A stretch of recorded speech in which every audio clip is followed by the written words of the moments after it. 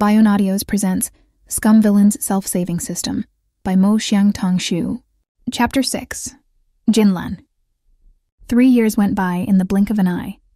During these 3 years, other than occasionally asking Liu Qingqiu for assistance in clearing his meridians to treat his poison, requesting medicinal prescriptions from Mu Qingfang, and briefly visiting Qingjing Peak to arrange leveling missions for his disciples, Shen Qingqiu spent most of his time wandering about the outside world. He passed the days leisurely until an urgent notice from Shen Yuan arrived to suddenly summon him back to Kangqiang Mountain. As the Qingjing Peak disciples had seen nary a shadow of their peak lord in such a long while, for his return, they gathered at the mountain gates well ahead of time to welcome him. As soon as they saw Shen Qingqiu steadily climbing the mountain steps, they all flocked toward him, clothes rustling. The one leading them, Ming Fan, had by now become a lanky young man. Though you couldn't say he was extraordinarily handsome, his features could still be considered neat. Anyhow, the sharp mouth and sunken cheeks he'd had in his youth were no more, and gone was that petty cannon fodder's face that had been so obvious at a single glance. Even more striking was Ning Ying, who had become a lovely young lady with a splendid figure. Upon seeing Shen Qingqiu, she rushed over and grabbed his arm, pulling him up the heaven-ascending stairs. While being greeted by a sweet-smelling maiden was indeed a wonderful thing, Shen Qingqiu unfortunately couldn't enjoy it, especially because Ning Ying had developed quite nicely. No longer was she that dainty and delicate little girl of the past. Sometimes her chest would accidentally brush against him.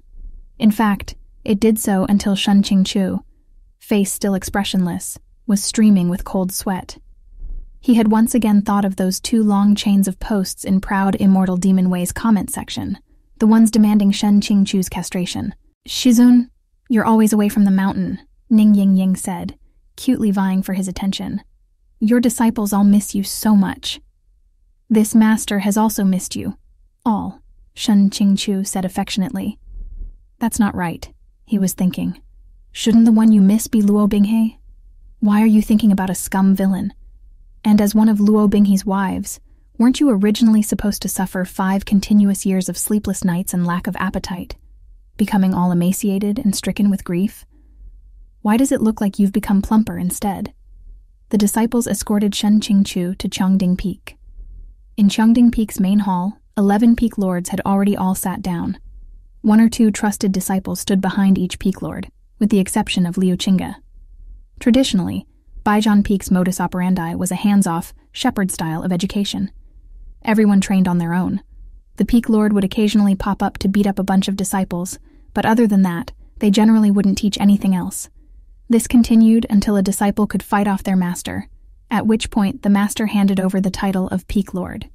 Thus, Liu Qingqiu naturally didn't have any trusted disciples. Shen Qingqiu greeted everyone in turn, then sat in the second seat, which was for Qingjing Peak, while Ming Fan and Ning Ying stood behind him. Across from him were Xianshu Peak's Qi Qingqi and Liu Mingyan. Shen Yuan had yet to announce the start of the meeting, so Shen Qingqiu opened and shut the folding fan in his hand, playing with it while he looked around at all the peak lords and their disciples. He found himself thinking that if Luo Binghe were still here, no one else would be standing behind him. Neither would there be any question as to who was the most outstanding disciple of Kangqiang Mountain Sect's next generation. His thoughts were still running wild when Shen Yuan spoke. "Does everyone know of Jinlan City?" "I've heard a little about it," said Shang Qinghua. "It's located in the Central Plains, where the 2 great rivers, Luo and Heng, meet. The city values trade. It's said to be quite prosperous." Shen Yuan nodded. "Correct. Jinlan City is accessible from all sides by both land and water, so merchants from all over have always gathered there. But 2 months ago, Jinlan City shut its gates. Not only are the gates impassable, not even letters can be relayed. A healthy, thriving trade city shutting its gates with no warning was like a financial center abruptly breaking off all relations with other branches. It was illogical. There absolutely had to be more to it. Shen Qingqiu lifted the teacup by his hand and scraped at the tea leaves on the surface. Jiaohua Monastery is nearest to Jinlan City, and my impression was that they share a very close relationship. If something did happen, the masters at the temple would have realized something was wrong." "Correct," Shen Yuan said. 20 days ago, a merchant from Jinlan City escaped the city via waterway and rushed to Jiaohua Monastery to cry for help. If he was using the word escaped, it seemed that the situation was genuinely serious. The entire hall grew solemn. That middle-aged man was the owner of Jinlan City's first weapons shop. Over the years, he had often gone to Jiaohua Monastery to pray and burn incense, so quite a few of the temple's monks knew him. When he arrived, he was swathed entirely in black cloth, with only half of his face exposed. He was already wholly exhausted by the time he reached Jiaohua Monastery, and he collapsed on the mountain steps as he told them repeatedly that there was a terrifying plague within the city. The monks guarding the mountain immediately carried the man into the main hall and reported the event to the head abbot. But by the time the head abbot rushed out with several other masters, it was too late. "He died?" asked Luo Binghe. The merchant had by then decayed into a skeletal state. Hadn't Yue Qingyuan just said that the man had exhausted himself by the time he reached the monastery gates? How could he have become a skeleton in the blink of an eye? Shen Qingqiu muttered. Shixiong said that the merchant was swathed in black cloth, from head to toe? Precisely. During the wait, a monk tried to help him remove the black cloth. However, whenever they touched him, he wailed in terrible pain, like his skin and flesh were being ripped off, so they didn't dare remove it by force. The masters of Jiaohua Monastery were deeply disturbed, and after discussion, they sent Master Wu Chen and several Buddhist elders to investigate that very night. As of today, they have yet to return. Compared to Shen Qingqiu and his cohort, the masters of the Wu generation were uniformly higher in seniority, and their cultivation wouldn't be lacking either. Hence, Shen Qingqiu was a bit flabbergasted.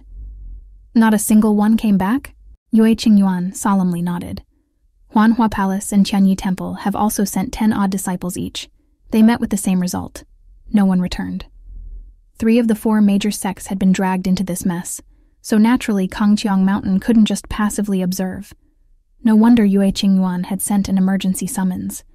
Indeed, Yue Qingyuan said, "With no other choice, our fellow cultivators from the other sects sent Kangqiang Mountain an urgent letter with an emissary, pleading for our assistance. We will certainly lend it. However, this is a serious situation.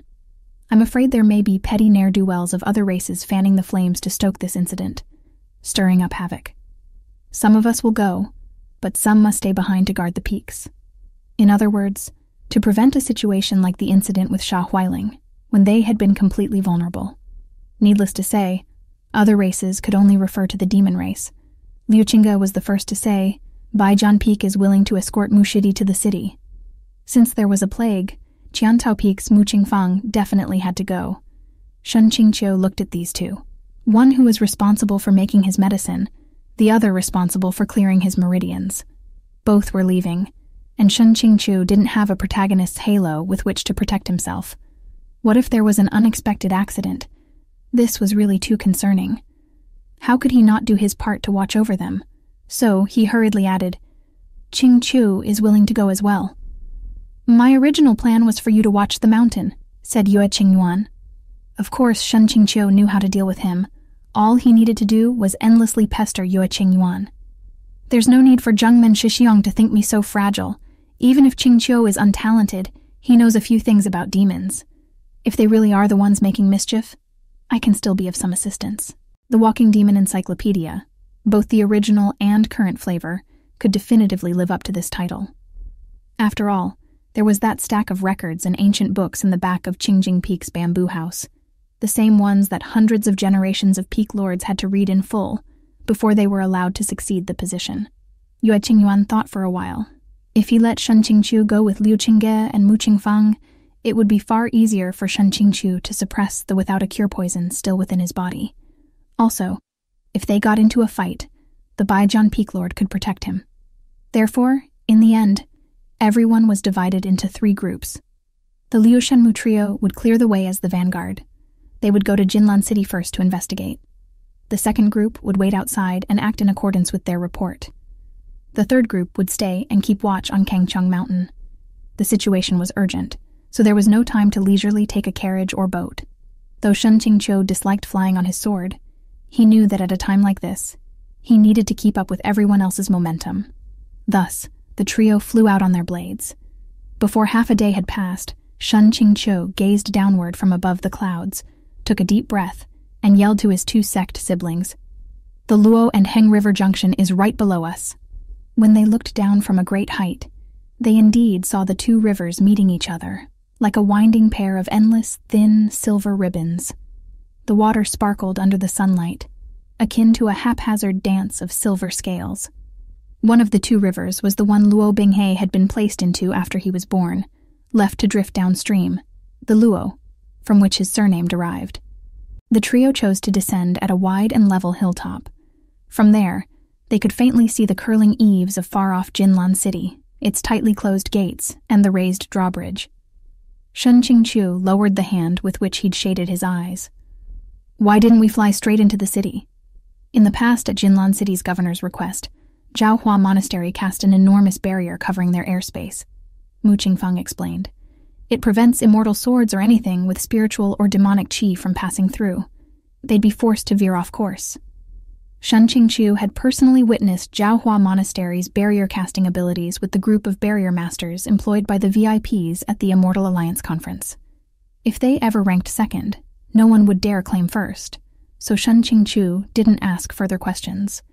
Since they couldn't descend by air and couldn't enter through the gates, there had to be some other means of ingress. As it turned out, Shen Yuan had briefed Mu Qingfang about the situation in detail, and he guided the other two through a forest. From within the shade of the trees, there came the murmur of flowing water. That sound emerged from a low cave. Mu Qingfang waved the others over. "There's an underground river here. It leads into the city." Shen Qingqiu understood. "That weapons merchant escaped through here?" Mu Qingfang nodded. "Several merchants who participate in black market dealings use it to meet or smuggle goods through it. Not many people know this route, but because that weapons merchant had a good relationship with several of Zhaohua Monastery's masters, he once disclosed a few things to them." The cave entrance was covered in vines and stood only as tall as their chests. They had to stoop to enter. After walking for a while, they finally felt the ceiling rise, and the sound of flowing water began to gurgle. Several battered, worn-out boats were anchored by the riverbed. Shen Qingqiu chose a slightly better boat that at least didn't leak, then flicked his fingers. The lamp hanging at the bow flared with light. After looking left and right, he found only one oar. Shen Qingqiu made a gesture of request toward Luo Binghe. "We'll be going against the current, so rowing into the city will require the person among us with the best arm strength. Shitty, if you please." With a dark expression, Luo Binghe took that long, thin boat oar and diligently began to use it as a punting pole.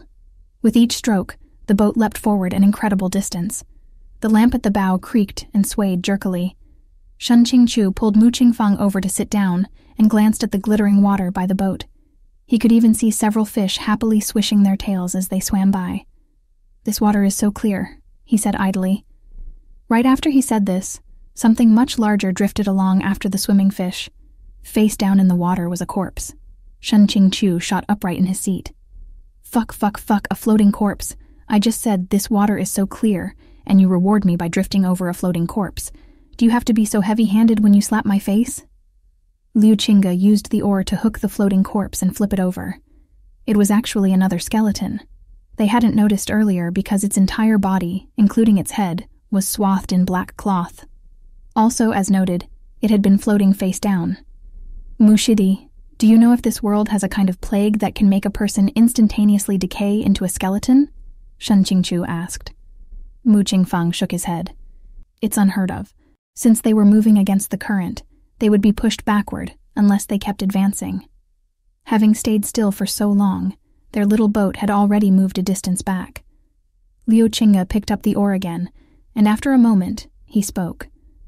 "There's more ahead." Sure enough, 5 or 6 more floating corpses drifted toward them from up ahead, one after another. All were skeletons swathed in black cloth, just like the first. While Shen Qingqiu fell deep into thought, Luo Binghe abruptly stabbed the long oar into the nearby stone wall. The thin and brittle bamboo actually stuck straight into the solid, seamless stone. This stabilized the boat, fixing it in place. Shen Qingqiu had also sensed something was wrong, and he sprang to his feet.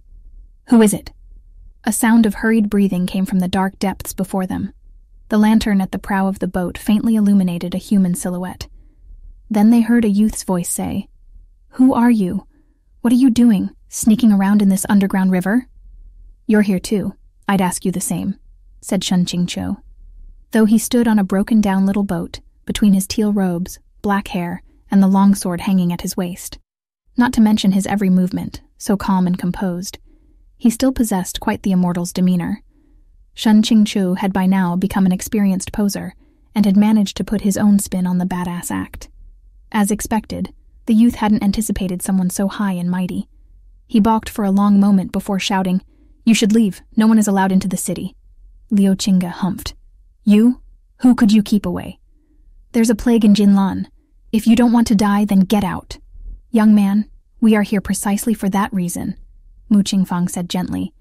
When they refused to leave, the youth yelled angrily, "Do you not understand human speech? Hurry and get out, or else I won't be so polite." Before he finished speaking, he was attacking them with a spear, ferocious like a tiger, and heartily intimidating. Luo Binghe let out a disdainful laugh, and he pulled the bamboo oar out of the wall. With a flick of the pole, the youth was sent flying into the river. Yet the boy continued to spit and curse even while splashing about in the water. "Should we fish him out?" asked Shen Qingqiu. "What for? He's young and full of energy. Let's go." Luo Binghe continued to push them forward. The trio exited the underground river, and the illicit boat drifted back into the darkness along with the current. The exit was at the city's most overgrown pond, and not a single person was around. After they walked toward the center of the city for a while, out of nowhere, a set of footsteps caught up to them from behind. The bedraggled youth charged forward and yelled at them, flustered and annoyed. "I told you not to enter the city. What use is it to have you here? So many people have already come saying they were going to save us from the plague. Head monks and big-shot Taoists. Hua Palace. Whoever. In the end, none of them were able to leave. You're looking for death." So this young man had ambushed them in the dark with their best interests in mind. "Then since we have already entered, what do you think we should do?" Shen Qingqiu asked. "What else can you do?" the youth replied. "Follow me and don't run around. I'll take you to the old monk." The trio had no objections. None of them were familiar with Jinlan City, so of course it was best to have a guide to stop them from any accidental detours. Shen Qingqiu looked down and asked, "Young man, what is your name?" The youth puffed up his chest. "My name is Yang Yixuan. I'm the son of the owner of Jinzi Weapons Shop." Was it possible that he was referring to the weapons merchant who had risked death to bring word to Jiaohua Monastery in search of aid? As Shen Qingqiu appraised the youth, Luo Binghe asked, "What are you looking at?" "The way I see it, this child can exchange a few blows with you and has a pretty good temperament," he replied. "Both traits are hard to find. He's a promising talent."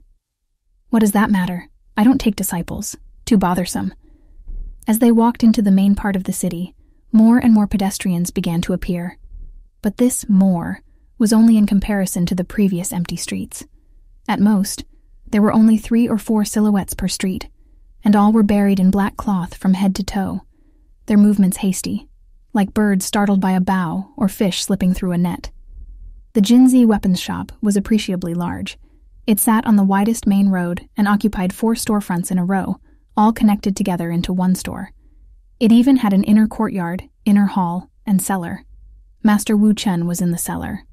He lay on the bed, a blanket covering his lower body, and as soon as he saw Kangqiang Mountain Sect's reinforcements, he began to chant, "Amitabha."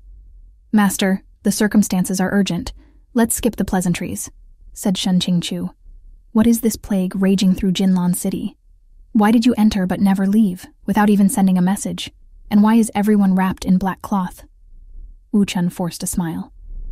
The answer to all of Master Shen's questions is in fact one and the same. As he said this, he lifted the blanket covering his lower body. Shen Qingqiu stiffened. Underneath the blankets, there lay only a pair of thighs. From the knees down, everything had disappeared. Where there should have been a pair of calves, there was nothing. "Who did this?" Luo Binghe asked stonily. Wu Chen shook his head. "Not who." Shen Qingqiu was puzzled. If not who, then did they disappear on their own? Unexpectedly, Wu Chen nodded. This pair of legs did indeed disappear on their own. His legs were still swathed in black cloth from the knees up. Wu Chen reached out, straining to unwrap them, and Mu Qingfang hurried to help. "This may make everyone a bit uncomfortable," Wu Chun warned. The black cloth was unwrapped layer by layer. When Shen Qingqiu saw what lay inside, his breath stopped. "Great Master, you call this a bit uncomfortable?" The place that should have been Wu Chun's thighs had thoroughly festered, the skin necrotized, into a mass of rotten flesh. After the black cloth was untied, a terrible stench came from them in waves. "This is Jinlan City's plague?" Shen Qingqiu asked. "Yes," said Wu Chun. "When this disease first develops, red patches appear in a small area. After 3 to 5 days on the short end, half a month on the long, the red patches expand and fester. After another month, the rot advances down to the bones. In order to delay the progression, one must swathe oneself in black cloth and avoid exposure to light and the elements." No wonder everyone in the city had bundled themselves up until they were black mummies.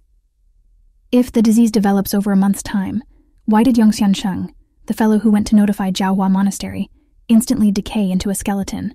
Shen Qingqiu asked. A sorrowful expression appeared on Wu Chun's face. This old monk is ashamed to say that he only later discovered that the infected patients can survive for approximately a month, as long as they stay within Jinlan City.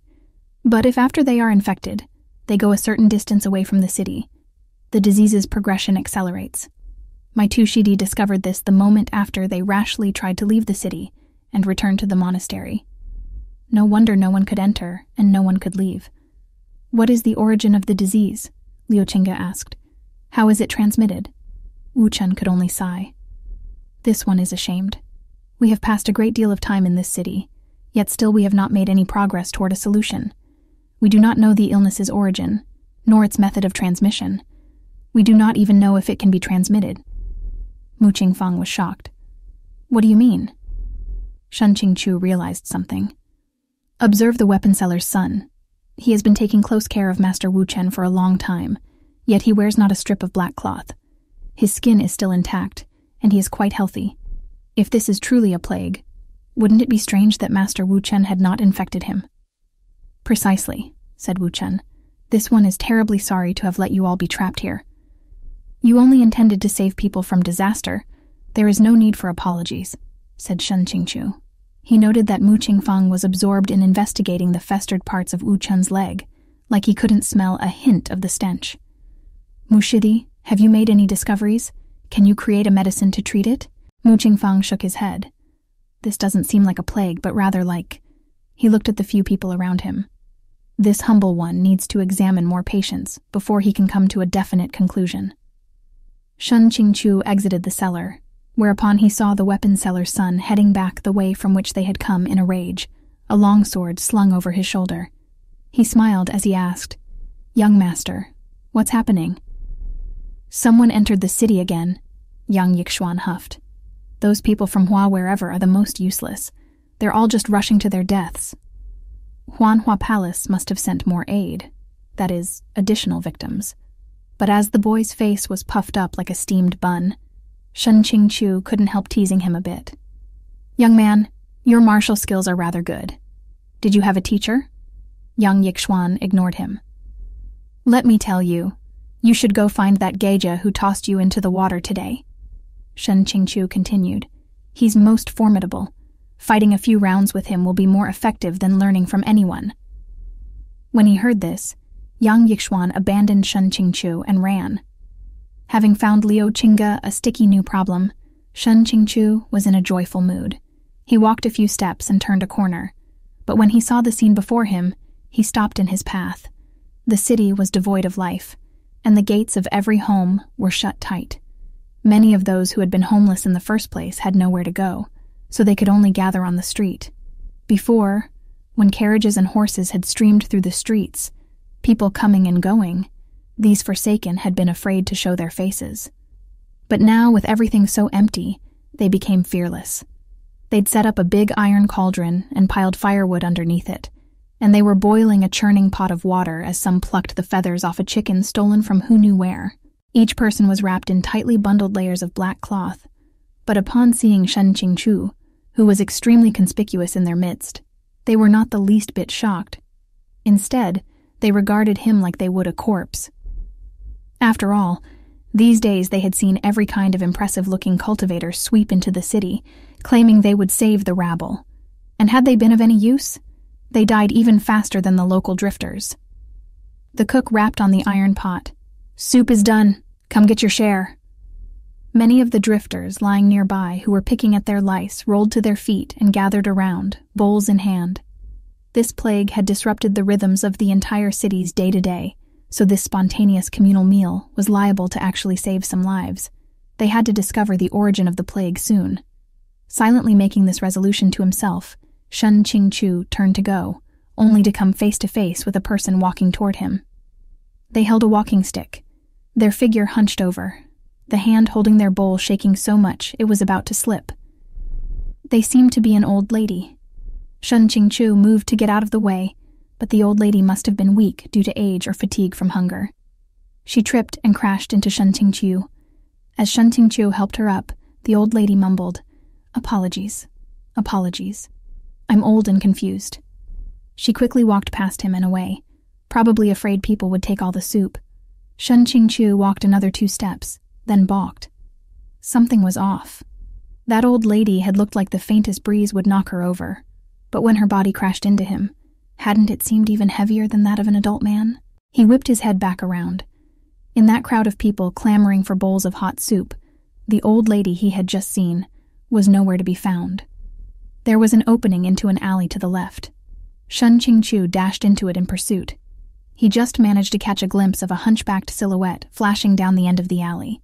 Fuck me, with this speed they wouldn't lose to a runner doing the 100-meter hurdles. Old lady? Yeah, right, I must be blind. Shen Qingqiu broke into a run and gave chase. Though this old lady was indeed suspicious, could he be blamed for not realizing something was strange right away? Right now, everyone in Jinlan City cut the same suspicious figure, what with all the walking around while hunched over and dressed entirely in black. Mid-chase, he suddenly felt an itch on the back of his hand and raised it up to look. This limb really was plagued with misfortunes. It was this arm that had been poked full of holes by Elder Skyhammer Tianchui, and now it was this hand that had become infected and was breaking out in red patches. Come to think of it, it had also been this hand that had first clicked on this stupid novel, Proud Immortal Demon Way. If only he could chop it off. With this brief distraction, Shen Qingqiu slowed a step. Then he sensed someone charging over, sword glare at the ready. With a flick of his fan, he prepared to return fire with a blade of wind and yelled, "Who goes there?" The person sprang from a nearby roof to the ground. The two looked at each other, and Shen Qingqiu blurted out, "Gong Yixiao?" The youth immediately lowered his sword and responded in more shock than joy. "Senior Shen? It's me. Why are you here too?" Then Shen Qingqiu remembered that young Yixuan had said more of Huanhua Palace's people had entered the city through the underground river. That must have been the party with which Gong Yixiao arrived. "So, Huanhua Palace sent you to lead a scouting party into the city?" he asked. Gong Yixiao replied, "Indeed, this junior was ordered to investigate the city, but the leader is someone else." Shen Qingqiu thought this curious. Gong Yixiao was the favorite disciple of Huanhua Palace's old palace master. Before Luo Binghe appeared, everyone had tacitly agreed that Gong Yixiao would be the next leader, and even the old palace master's beloved only daughter adored him. Whenever the disciples' generation did anything, Gong Yixiao was always in charge. Other than Luo Binghe, who could stomp all over this young man with his protagonist's halo, who else could steal such a position? But at the moment, there was no time to mull it over. "Let's chase them together," Shen Qingqiu said. Gong Yixiao gave a resounding agreement, and the two leapt forward, side by side. The hunchbacked figure flashed into a 3-story building. Even from outside, a haze of fragrant powder assailed the nose, and as the structure was covered in beautiful decorations, it had to be some sort of brothel. But now there were no joyful voices or laughing conversations, no signs or sounds of prosperity, only a gate left wide open, the main hall dreary and oppressive. Holding their breaths and on full alert, the pair stepped over the threshold. The chairs and tables in the main hall were overturned, leaving everything a scattered mess. Shen Qingqiu gave Gong Yixiao a look. "Let's split up and search. You check the private rooms on the left, and I'll take the right." He used his fan to push open the nearest door. He could make out the indistinct form of a person lying on the bed and initially raised his guard, but he lowered it soon after. It was only a skeleton wearing a colorfully adorned jacket, its head covered in pearls and jade, lying in a serene position. This was likely one of the women of the establishment who, knowing her time had come, had dressed and groomed herself, donned her best clothes, and gone to meet her death in sleep. Perhaps it was the nature of women to insist on bringing their most beautiful selves even to the end. Shen Qingqiu sighed in sorrow, backed out of the room, and shut the door. Many rooms in a row each contained the corpses of women in formal dress. It seemed like this brothel had practically been wiped out. As Shen Qingqiu was about to push open the 6th room, he heard the sound of movement and human voices from the 2nd floor. As he flew up the stairs with Gong Yixiao, Shen Qingqiu stole to the front. But unexpectedly, before his feet had left the staircase, he heard the gentle voice of a youth. "It's no trouble." Though it was only 3 words, as soon as Shen Qingqiu heard this voice, it was as if he had been struck by a bolt of lightning. The fan in his hand cracked under the force of his grip. For an instant, it was like even his breath had ceased. He was paralyzed on the steps, but he could already see into the private room at the end of the long 2nd-floor corridor. A group of disciples dressed in Huanhua Palace's colors had crowded around a person in the center. It was a youth wearing black, shouldering a modest, unadorned longsword. His complexion as clear as jade, his eyes like 2 deep pools of cold starlight, and he was at present nonchalantly moving toward Shen Qingqiu. He had grown up quite a bit, and the feel of his presence was far different from before. But even if Shen Qingqiu were beaten to death, he would never mistake that face, one that could grace the cover of a romance novel, no matter the angle. At the same time, a familiar voice, which had spent a long time gathering dust, spoke in Shen Qingqiu's head. In a mechanical tone reminiscent of Google Translate, it began to spout off messages like a barrage of gunfire. Hello. System activation successful. Universal activation key. Luo Binghe. Self-examination results. Central power source is operating normally and in good condition. Hibernation mode suspended. Normal operation mode activated.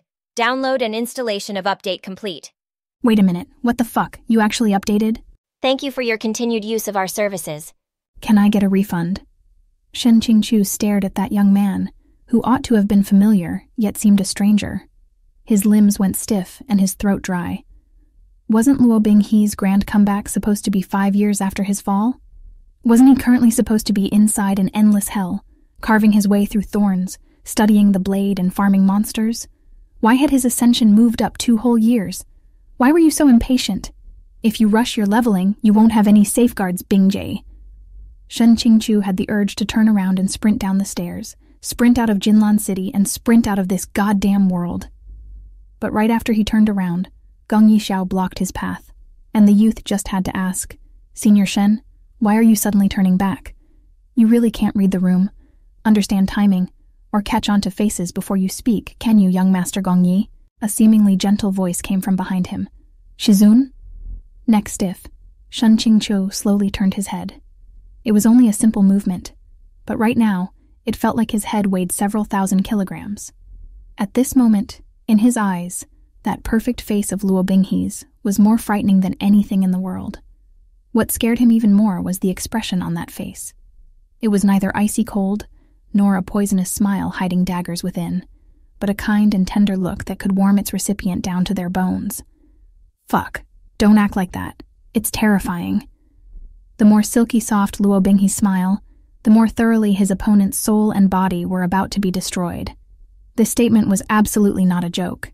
Shen Qingqiu's entire person was stuck at the top of the stairs, unable to ascend or descend, his hair rising all down his back. Luo Binghe strolled over and spoke softly. "It really is Shizun." His voice was velvety and light, but every word that emerged from between his teeth, and every tap of his footfalls as he took each step, sent Shen Qingqiu's heart through the equivalent of a high-altitude bungee jump, combined with an ice bucket challenge. The guillotine blade was already over his neck, nothing left but to face it. Shen Qingqiu gathered his composure and steeled himself. His right hand clutched the slats of his fan, the veins bulging faintly, while his left swept up the hem of his teal robes. With a lift of his foot, and one more step, he finally made it onto the 2nd floor. With that single step, he was already about to burst into tears. Back in the year Luo Binghe had participated in the Immortal Alliance conference, Their eyes had been level with each other's, but now Shen Qingqiu had to slightly lift his head to look Luo Binghe in the eye. He was already coming up short based on force of presence alone. Fortunately, Shen Qingqiu had been a poser for years now, so he had plenty of experience. No matter how terrified he was on the inside, no matter how turbulent his emotions, his serene, unperturbed expression was solidly baked onto his face. After a long while, he painfully squeezed out a line from within his throat. What exactly is going on here? Luo Binghe gave him a smile, but he seemed to have no intention of answering. Instead, it was the group of Huanhua disciples behind him who crowded forward, clothes rustling. Only now did Shen Qingqiu realize that these disciples' attitudes were completely off. In his early years, Shen Qingqiu had been known in the way of a great and revered scholar, and his name had swept all throughout the land. Even when he met with others of the same generation, it was rare for them to not conscientiously welcome him with respect, to say nothing of a junior from another sect. Yet, these Huanhua Palace disciples seemed to be full of hostility toward him. Their gazes brimmed with displeasure, and some were already flashing their weapons. Given how Luo Binghe was standing there, perfectly unflappable, this group of perfectly fine youths from a famous righteous sect looked more like a gang of henchmen ready to rush forward and stake their lives for their boss, or like demonic lackeys poised to kill and burn. Don't you have it wrong, young people. Don't be in such a hurry to be someone's bodyguard, okay? As if the person behind you needs your protection. It's already pretty good that he's not harming anyone, but the person who really needs protection is me. Me! Realizing that the atmosphere was off, Gong Yixiao inserted himself between the disciples and Shen Qingqiu. Put your swords away, he reprimanded them quietly. What sort of manners are these? They relented and showed some restraint. The ones who'd drawn their swords grudgingly sheathed them, but their hostility toward Shen Qingqiu didn't decrease. No wonder. Of course, Gong Yixiao wasn't the one leading the party this time. A while back, if the most highly regarded disciple had spoken, none of his fellow disciples would have dared show displeasure. But now, Luo Binghe was here, and his post-darkening brainwashing skills were first-rate, so everything inevitably revolved around him. Even after 10,000 years, no one else could ever again become the default leader. But even though Shen Qingqiu felt like he was about to suffer a concussion from pure shock, he still couldn't figure this out. When exactly had Luo Binghe infiltrated Huanhua Palace? In the original work's progression, that didn't happen until at least 2 years in the future. Both sides stood stiffly for a while, until a graceful young lady dressed in a light yellow outer robe abruptly emerged from the sidelines. "You still have the time for this," she said while shedding tears. "Luo Shixiang, that scoundrel harmed Luo Shixiang. Can't you focus on finding a way to help him first?" Only now did Shen Qingqiu notice a humanoid figure collapsed in the far corner. It was that fake old lady. He looked at Luo Binghe again, and saw that a portion of his sleeve seemed to have been shaved away by a sword glare, exposing a small section of his wrist. Luo Binghe's skin was very fair, so the couple of red spots on his wrist were especially stark. Shen Qingqiu instinctively let slip. "You were infected?" Luo Binghe gave him a glance, then shook his head. "It's but a minor wound. All that matters is that everyone is safe." With that considerate display of selflessness, for a moment Shen Qingqiu could almost believe that the individual before his eyes was still that bleeding, grass-loving little lamb who had huddled behind his knees. However, the Huanhua Palace disciples really were good at raining on his parade. "Isn't this just perfect?" one remarked sarcastically. "I suppose Senior Shen's overjoyed that Luo Shixiang was infected by the plague, right?" Shen Qingqiu was seriously starting to wonder when exactly he'd offended the entirety of Huanhua Palace. Gong Yixiao took in Shen Qingqiu's expression and felt incredibly embarrassed. He turned back to his fellows and scolded them in low tones. "Be quiet, all of you." As a senior who'd made his name years ago, Shen Qingqiu could never sink so low as to squabble with insignificant youths who'd been brainwashed by the male lead.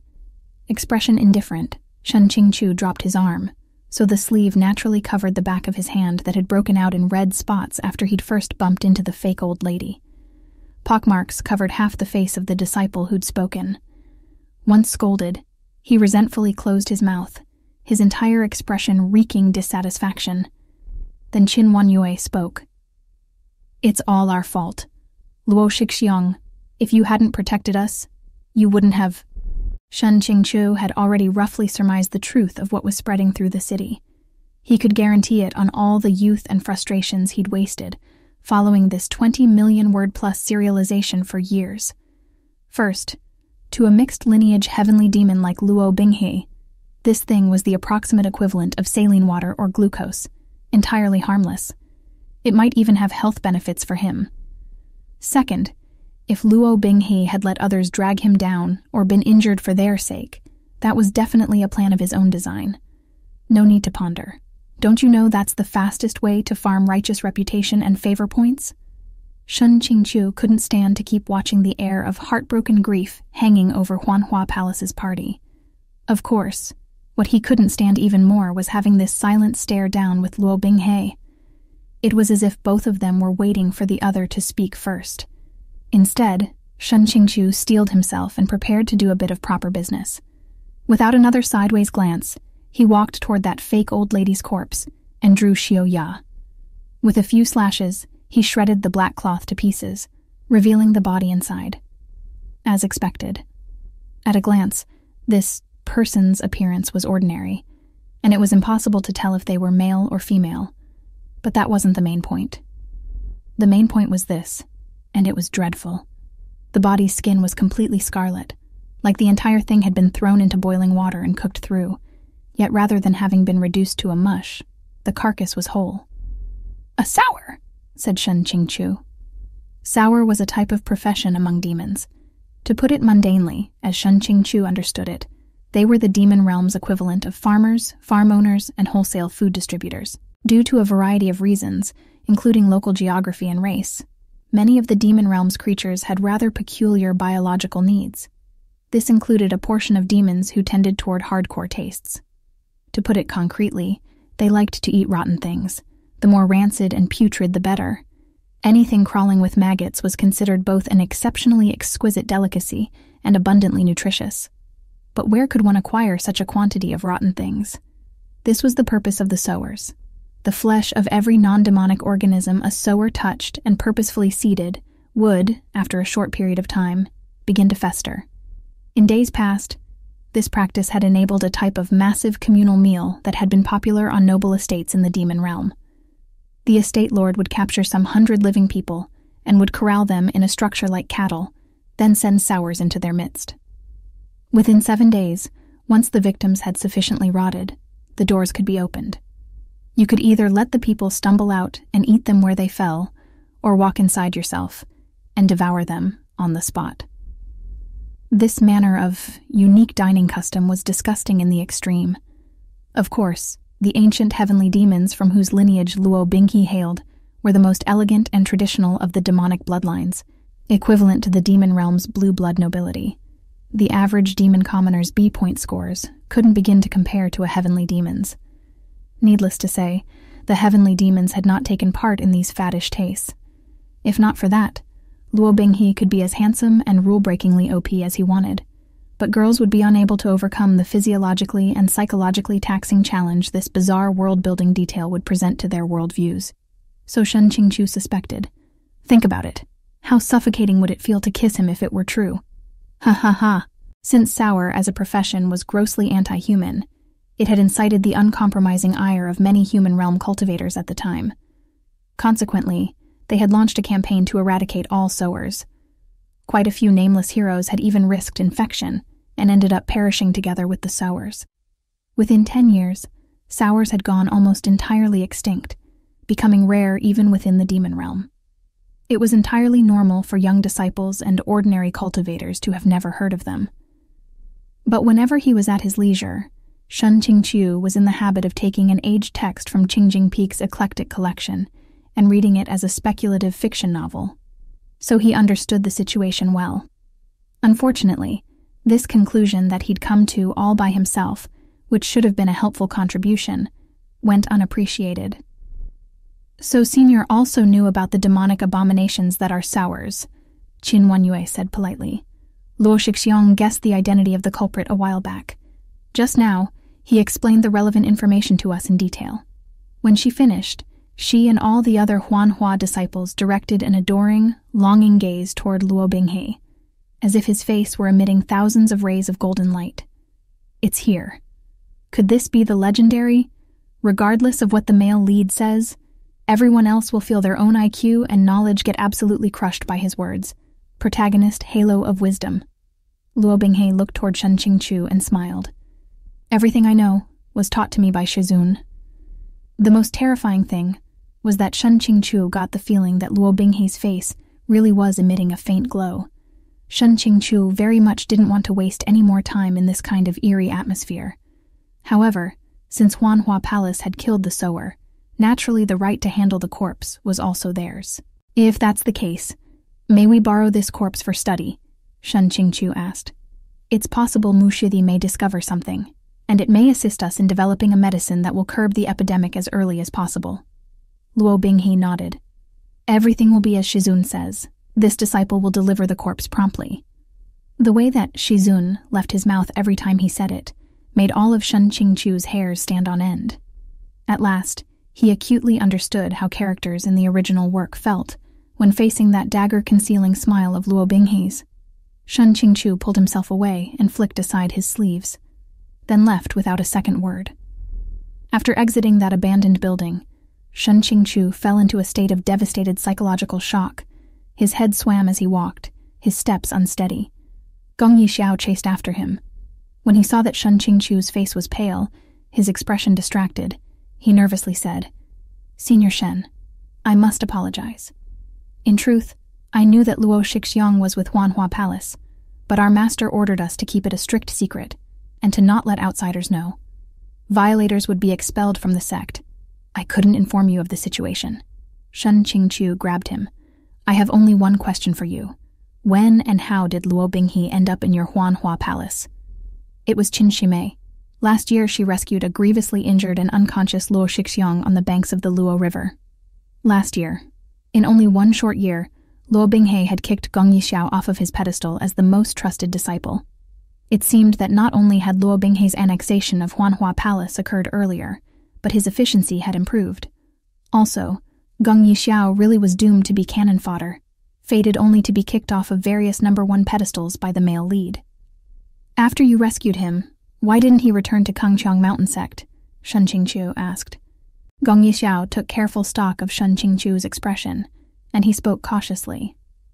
Once Luo Shixiang was rescued and woke up, he seemed to be unwilling to bring up the past. When he was delivering his farewells, he disclosed that he wouldn't return to Kangqiang Mountain Sect, and that he hoped Huanhua Palace would keep his whereabouts a secret. It seemed he intended to wander the world, but our master thinks very highly of Luo Shixiang, so he vigorously urged him to stay. They don't call each other master and disciple, but with the way our master treats him, he's already no different from a succeeding heir. So that's how it was. No wonder the Huanhua Palace disciples had showed such a hostile attitude toward Shen Qingqiu just a moment ago. This act of Luo Binghe's was his standard, trampled white lotus who silently endures. People had no doubt begun to think, if everything is fine, why would Luo Binghe be unwilling to return? Maybe it's because Kangqiang Mountain Sect, and Shen Qingqiu in particular, have wronged him. That false news of his death at the Immortal Alliance conference must be covering up some terrible secrets. Luo Binghe's brainwashing skills weren't just talk. Having seen how those disciples blindly and fastidiously followed him, Shen Qingqiu knew exactly where Luo Binghe stood with Huanhua Palace. A disciple from Sect A took a trip to Sect B. Subsequently, the entire hierarchy of Sect B from top to bottom cried and begged for him to stay, and even hid and concealed him so other sects wouldn't find out. How unscientific and unreasonable. But with the male lead's halo shining down upon the situation, it was absolutely logical. Shen Qingqiu was silent. Gong Yixiao thought him sad and disappointed. His beloved disciple hadn't died, but had instead preferred to roam around the world instead of returning to see him. Of course, this was a painful tragedy. So Gong Yixiao offered consolation. Senior Shen shouldn't pay it any mind. Perhaps Luo Shixiang is struggling with a temporary internal conflict that he's yet to resolve. Before now, he never left Huanhua Palace's sphere of influence. Yet when he heard that Kangqiang Mountain's Senior Shen was participating in rescue efforts here, he took the initiative and asked to come. Perhaps there's been some turn for the better, although my Shidi and Shimei... On this matter, I believe they've misunderstood Senior. I hope you won't hold it against them." Shen Qingqiu's heart was as choked as a dammed-up river.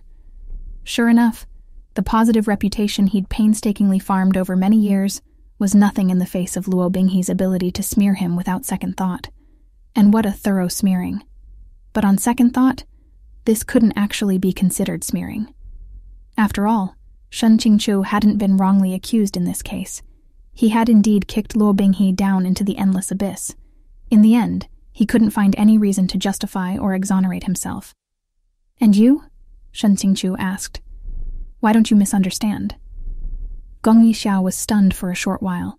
Then he said, "Though I don't know what exactly happened in Joy de Gorge, I wholeheartedly believe that Senior isn't the sort of person who would harm his own disciple." As he said this, Gong Yixiao was thinking back on their meeting in Bailu Forest.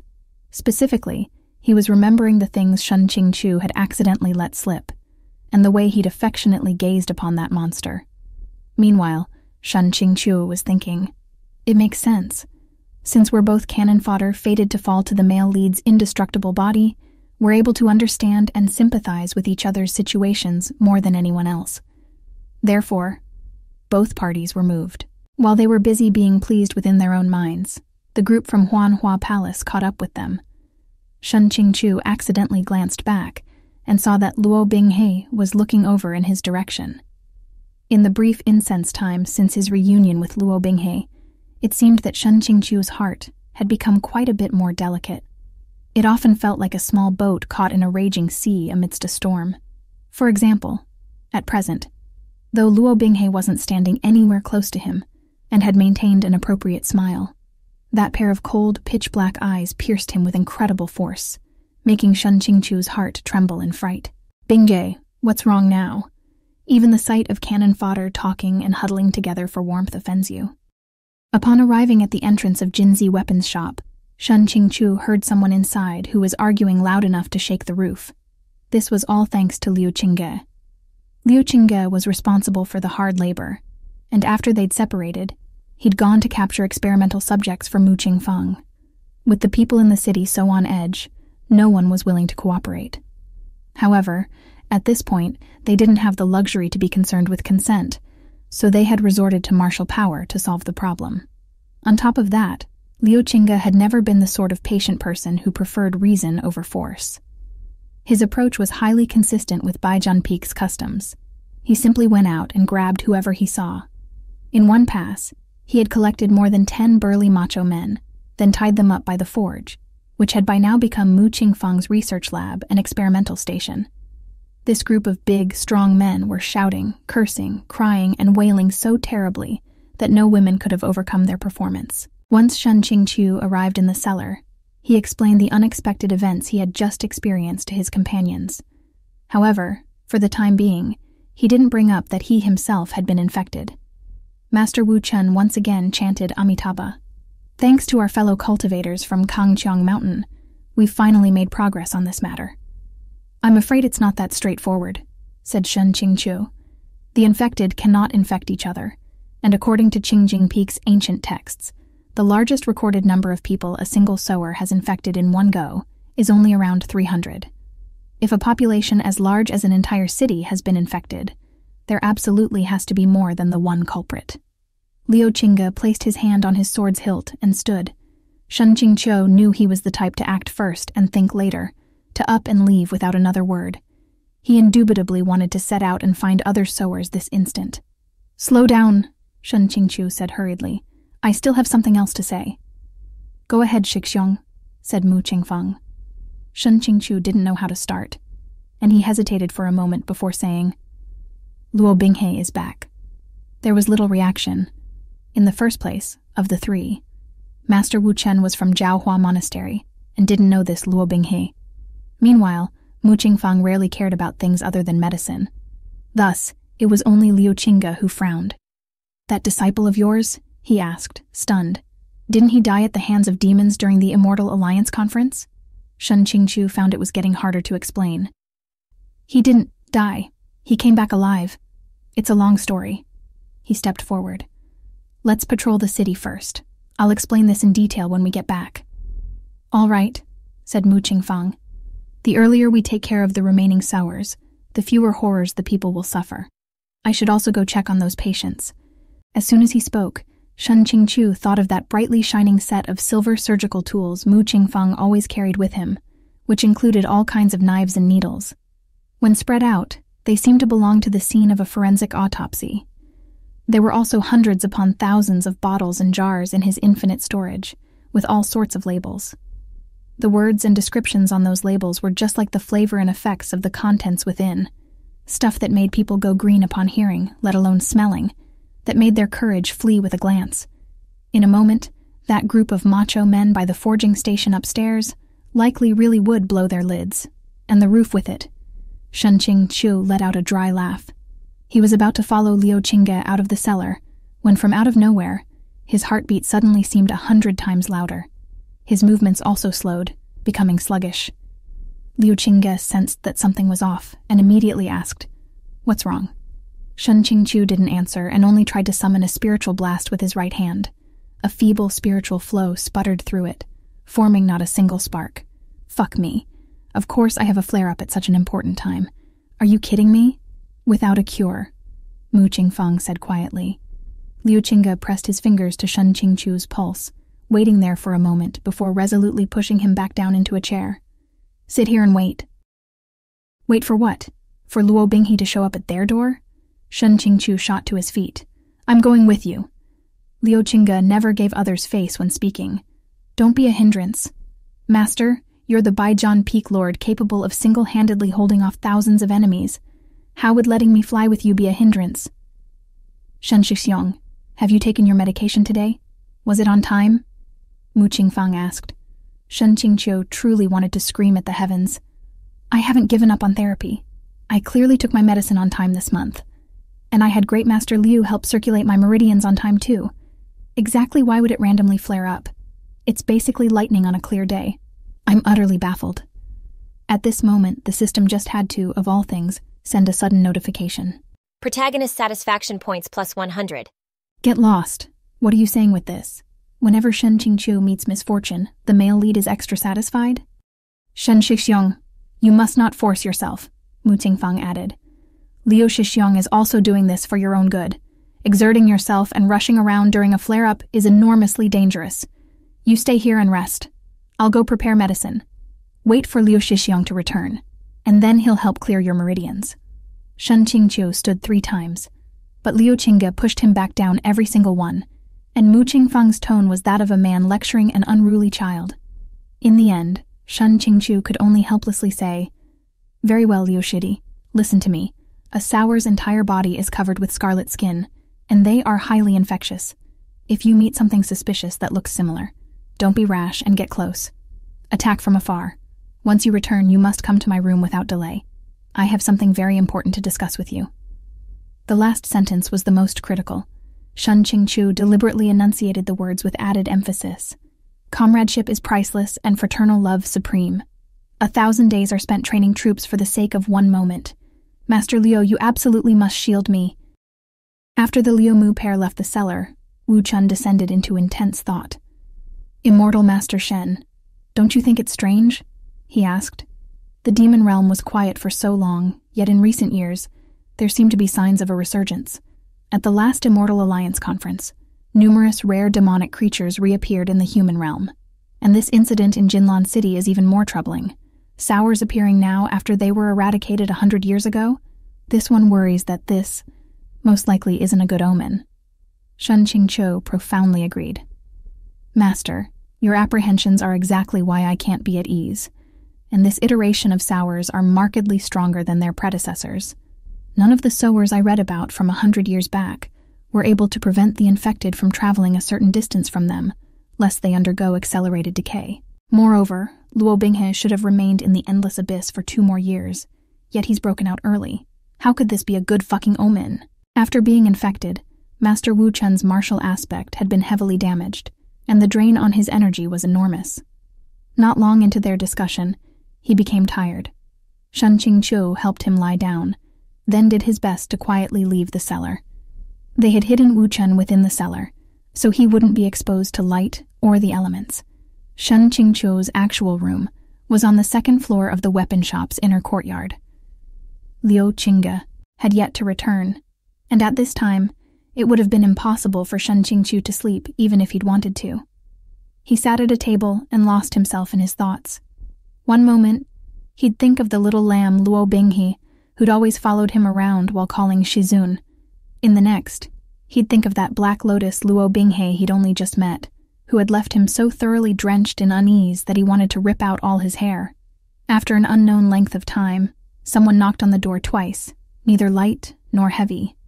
Shen Qingqiu hastily stood from the table. "Liu Shidi, I've been waiting for you all night. Come in quickly." The room's set of double doors flew open. Luo Binghe stood in the entrance.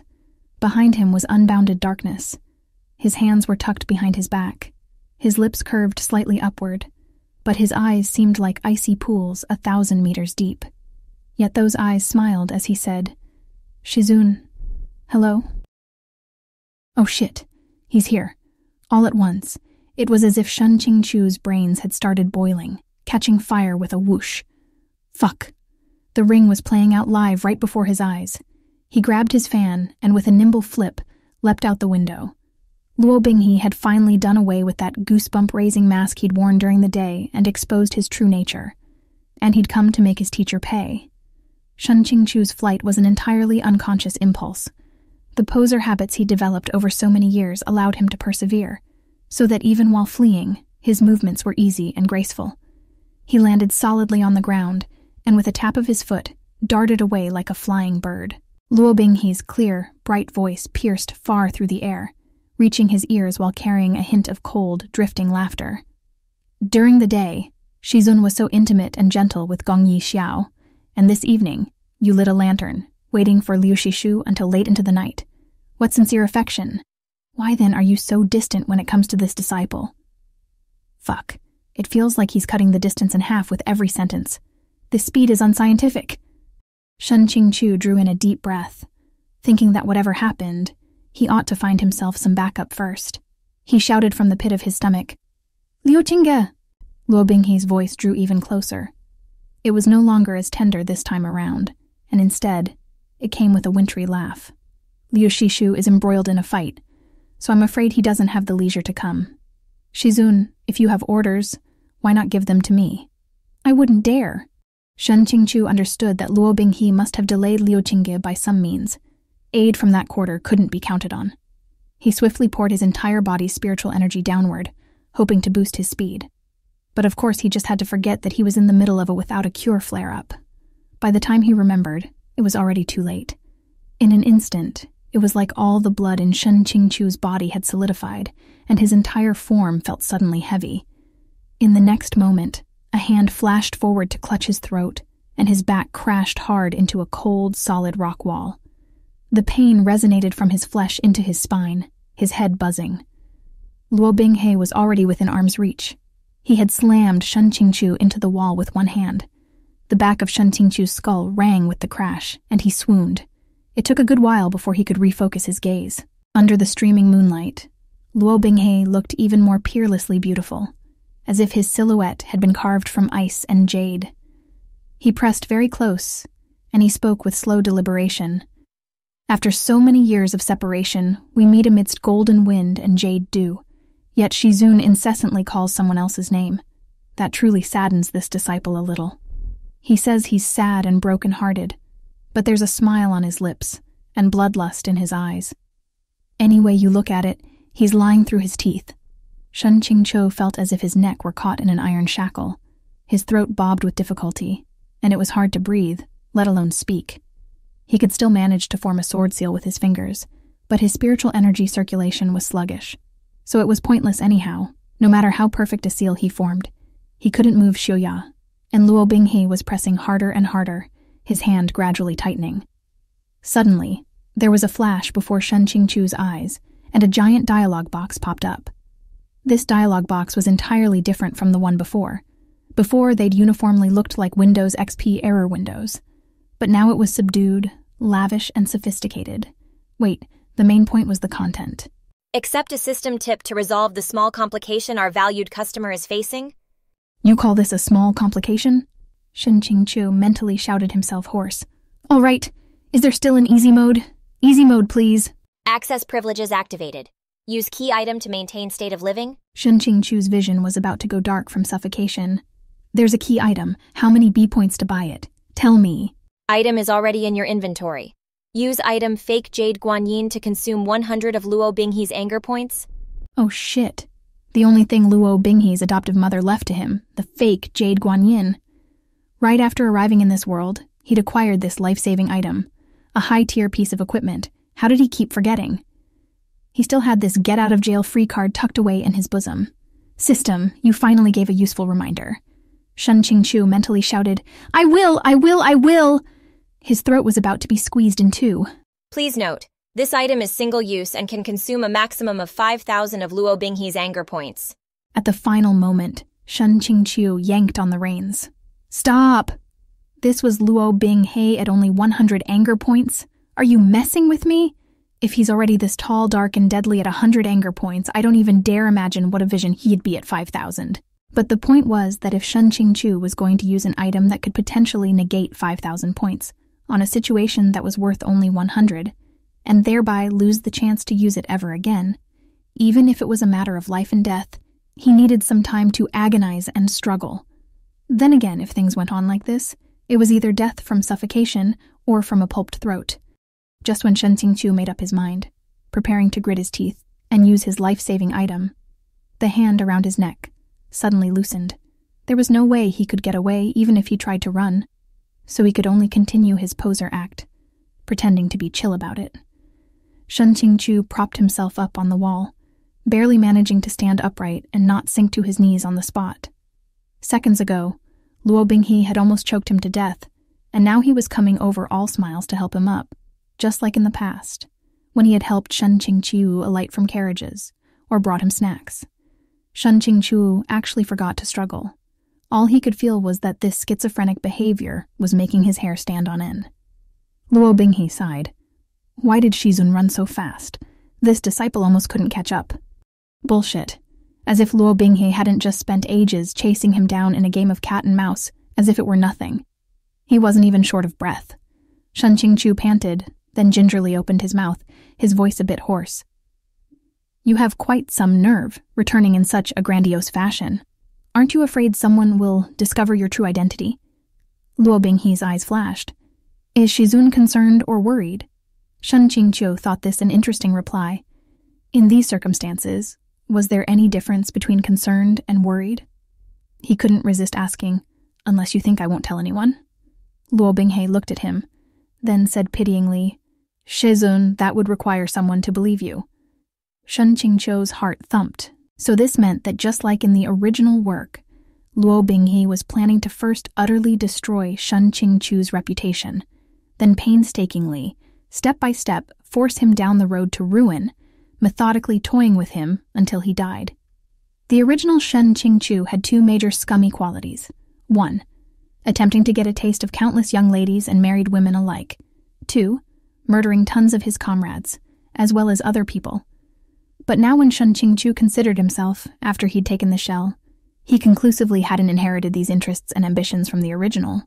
Could Luo Binghe still destroy his prestigious reputation and place in society? Friendly reminder, of course. Shut up, okay? Shen Qingqiu muttered in his head. You don't need to remind me of reality, thanks. You're welcome. No B points will be deducted for this explanation.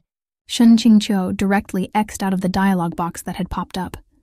He rubbed his throat and stood for a while, then realized that Luo Binghe was actually still staring at him, seemingly with no intention of attacking again. Still looking? He can't possibly be trying to make up for lost time after our years of separation, can he? Protagonist satisfaction points plus 50. Haven't you been upgraded? Shen Qingqiu snapped at the system. Why are you omitting the reason for the point increase? Don't you dare accuse me of farming points later. I didn't even do anything. Where are these points coming from? Also, could you stop appearing for like a second? After a while, Shen Qingqiu asked out loud. What are you planning to do with your return? Luo Binghe replied. I was merely reminiscing about how Shizun had treated me well, and I wanted to return to see you. Shen Qingqiu automatically comprehended this as a declaration that Luo Binghe had come back to settle old debts. In this round of question and answer with Luo Binghe, they had actually managed to be something like congenial. So, Shen Qingqiu tentatively grew braver. Without changing his expression, he moved his hand to his sword hilt. Just to kill me? Then what about the plague in Jinlan City? Has every resident of this city treated you well? Who could have expected that, as soon as those words came out of his mouth, they would touch some sore spot inside of Luo Binghe? It was like a cold star had fallen within his eyes, and the faint hint of a smile on his face disappeared without a trace. Shizun harbors a truly relentless hatred toward the demon race, Luo Binghe said mockingly. There was a hint of forcibly suppressed anger in his voice. No, I don't, actually. Luo Binghe clenched his teeth. No, I should say, a relentless hatred toward me. See, you do understand. Wait, what? Shen Qingqiu was speechless. He'd never said that. Luo Binghe took a sudden step toward him. Shen Qingqiu's expression quickly became cautious, and he retreated a step. But behind his back was a wall, and so there was nowhere to go. Their gazes collided in midair. Then Luo Binghe seemed to realize that he was too worked up, and he closed his eyes, only opening them again after a few moments had passed. Does Shizun honestly think that I would kill, burn, massacre cities, and inevitably topple countries just because of that half of my lineage? Shen Qingqiu could only keep his silence. If only he had a physical copy of Proud Immortal Demon Way in his hand, he would have slapped it onto Luo Binghe's face. If you have a smoking gun, then use it. The latter part of that 20-million-word epic was chock full of the ammunition he wanted. With all the things Luo Binghe had done, the phrases, kill, burn, massacre cities, and topple countries, and not a dog or fowl was spared, were barely even exaggerations for dramatic effect. When Shen Qingqiu looked down without a single word, Luo Binghe took it as tacit agreement. He sneered. Then why did you tell me not to put too much weight on race, and that no one is intolerable to the heavens? Why say such pompous things? His face abruptly grew dark, malice overflowing from between his brows, and he lashed out. Utter hypocrisy, he snarled. Shen Qingqiu had been prepared for this. At this moment, he rapidly retreated, only just managing to dodge. When he turned his head, he saw that the wall he'd just been leaning against had been pulverized. Though he'd long known that after he crawled back out of a place as brutal as the endless abyss, Luo Binghe's temperament would change, he'd never thought it would actually be such an extreme 180. Moody didn't even begin to describe him. Having known this would come about in the novel ahead of time was one thing, but seeing a once familiar person change like this was another entirely. It hit Shen Qingqiu especially hard, because this outcome was basically his single-handed creation. It seemed like Luo Binghe hadn't really intended to hit him. After venting his anger with this attack, he calmed down a bit, tilted his head, and reached out, seemingly to grab hold of Shen Qingqiu. So Shen Qingqiu hastily drew Xiuya. It had been a long time since he'd drawn his sword by hand. Usually he summoned it with a sword seal, but now that he had no spiritual energy, he could only wield the blade manually. There was nothing to be done. He couldn't just offer himself up for capture. At least in this moment, he absolutely couldn't just sit still and await death. He'd made a truly gargantuan blunder. He'd thought Luo Binghe would train for the full 5 years before he crawled out of the endless abyss. Who could have guessed that he would activate his cheats to even greater potential and speed up the process by half? And by Shen Qingqiu's calculation, the sun-moon dew mushroom he'd been growing as his life-saving trump card wasn't yet at the point where he could use it.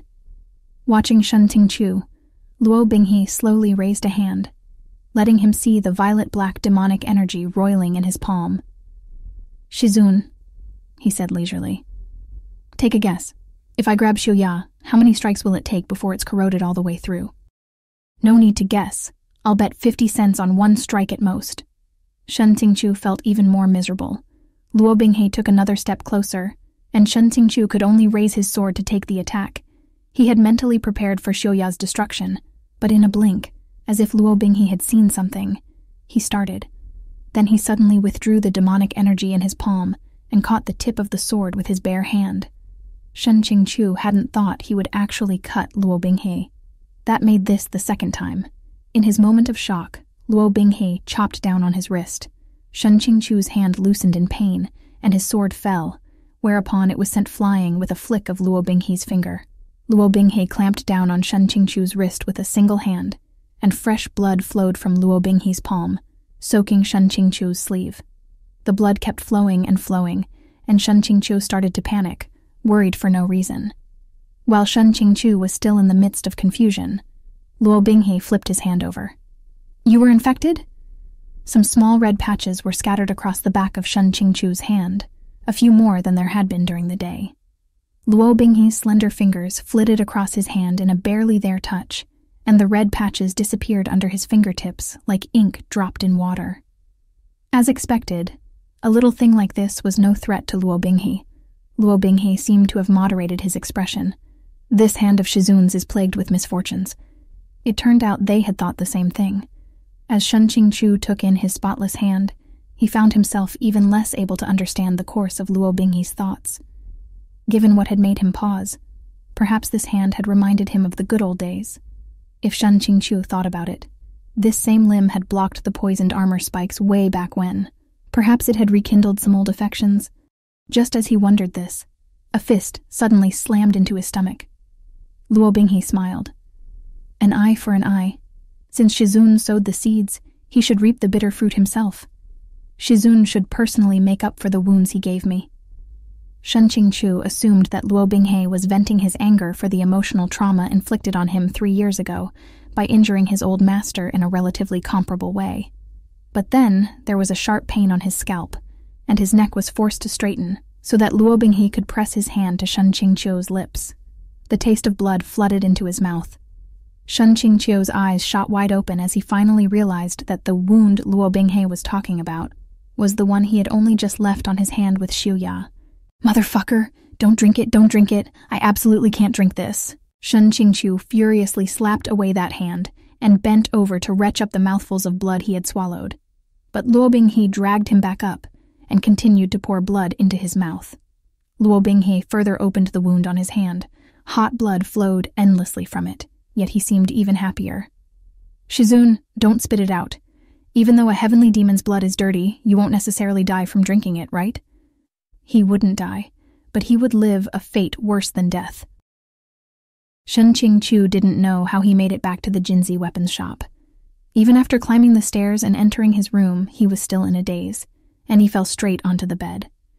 He could only feel his brain, stomach, and blood churning and seething. Things were crawling about back and forth inside them.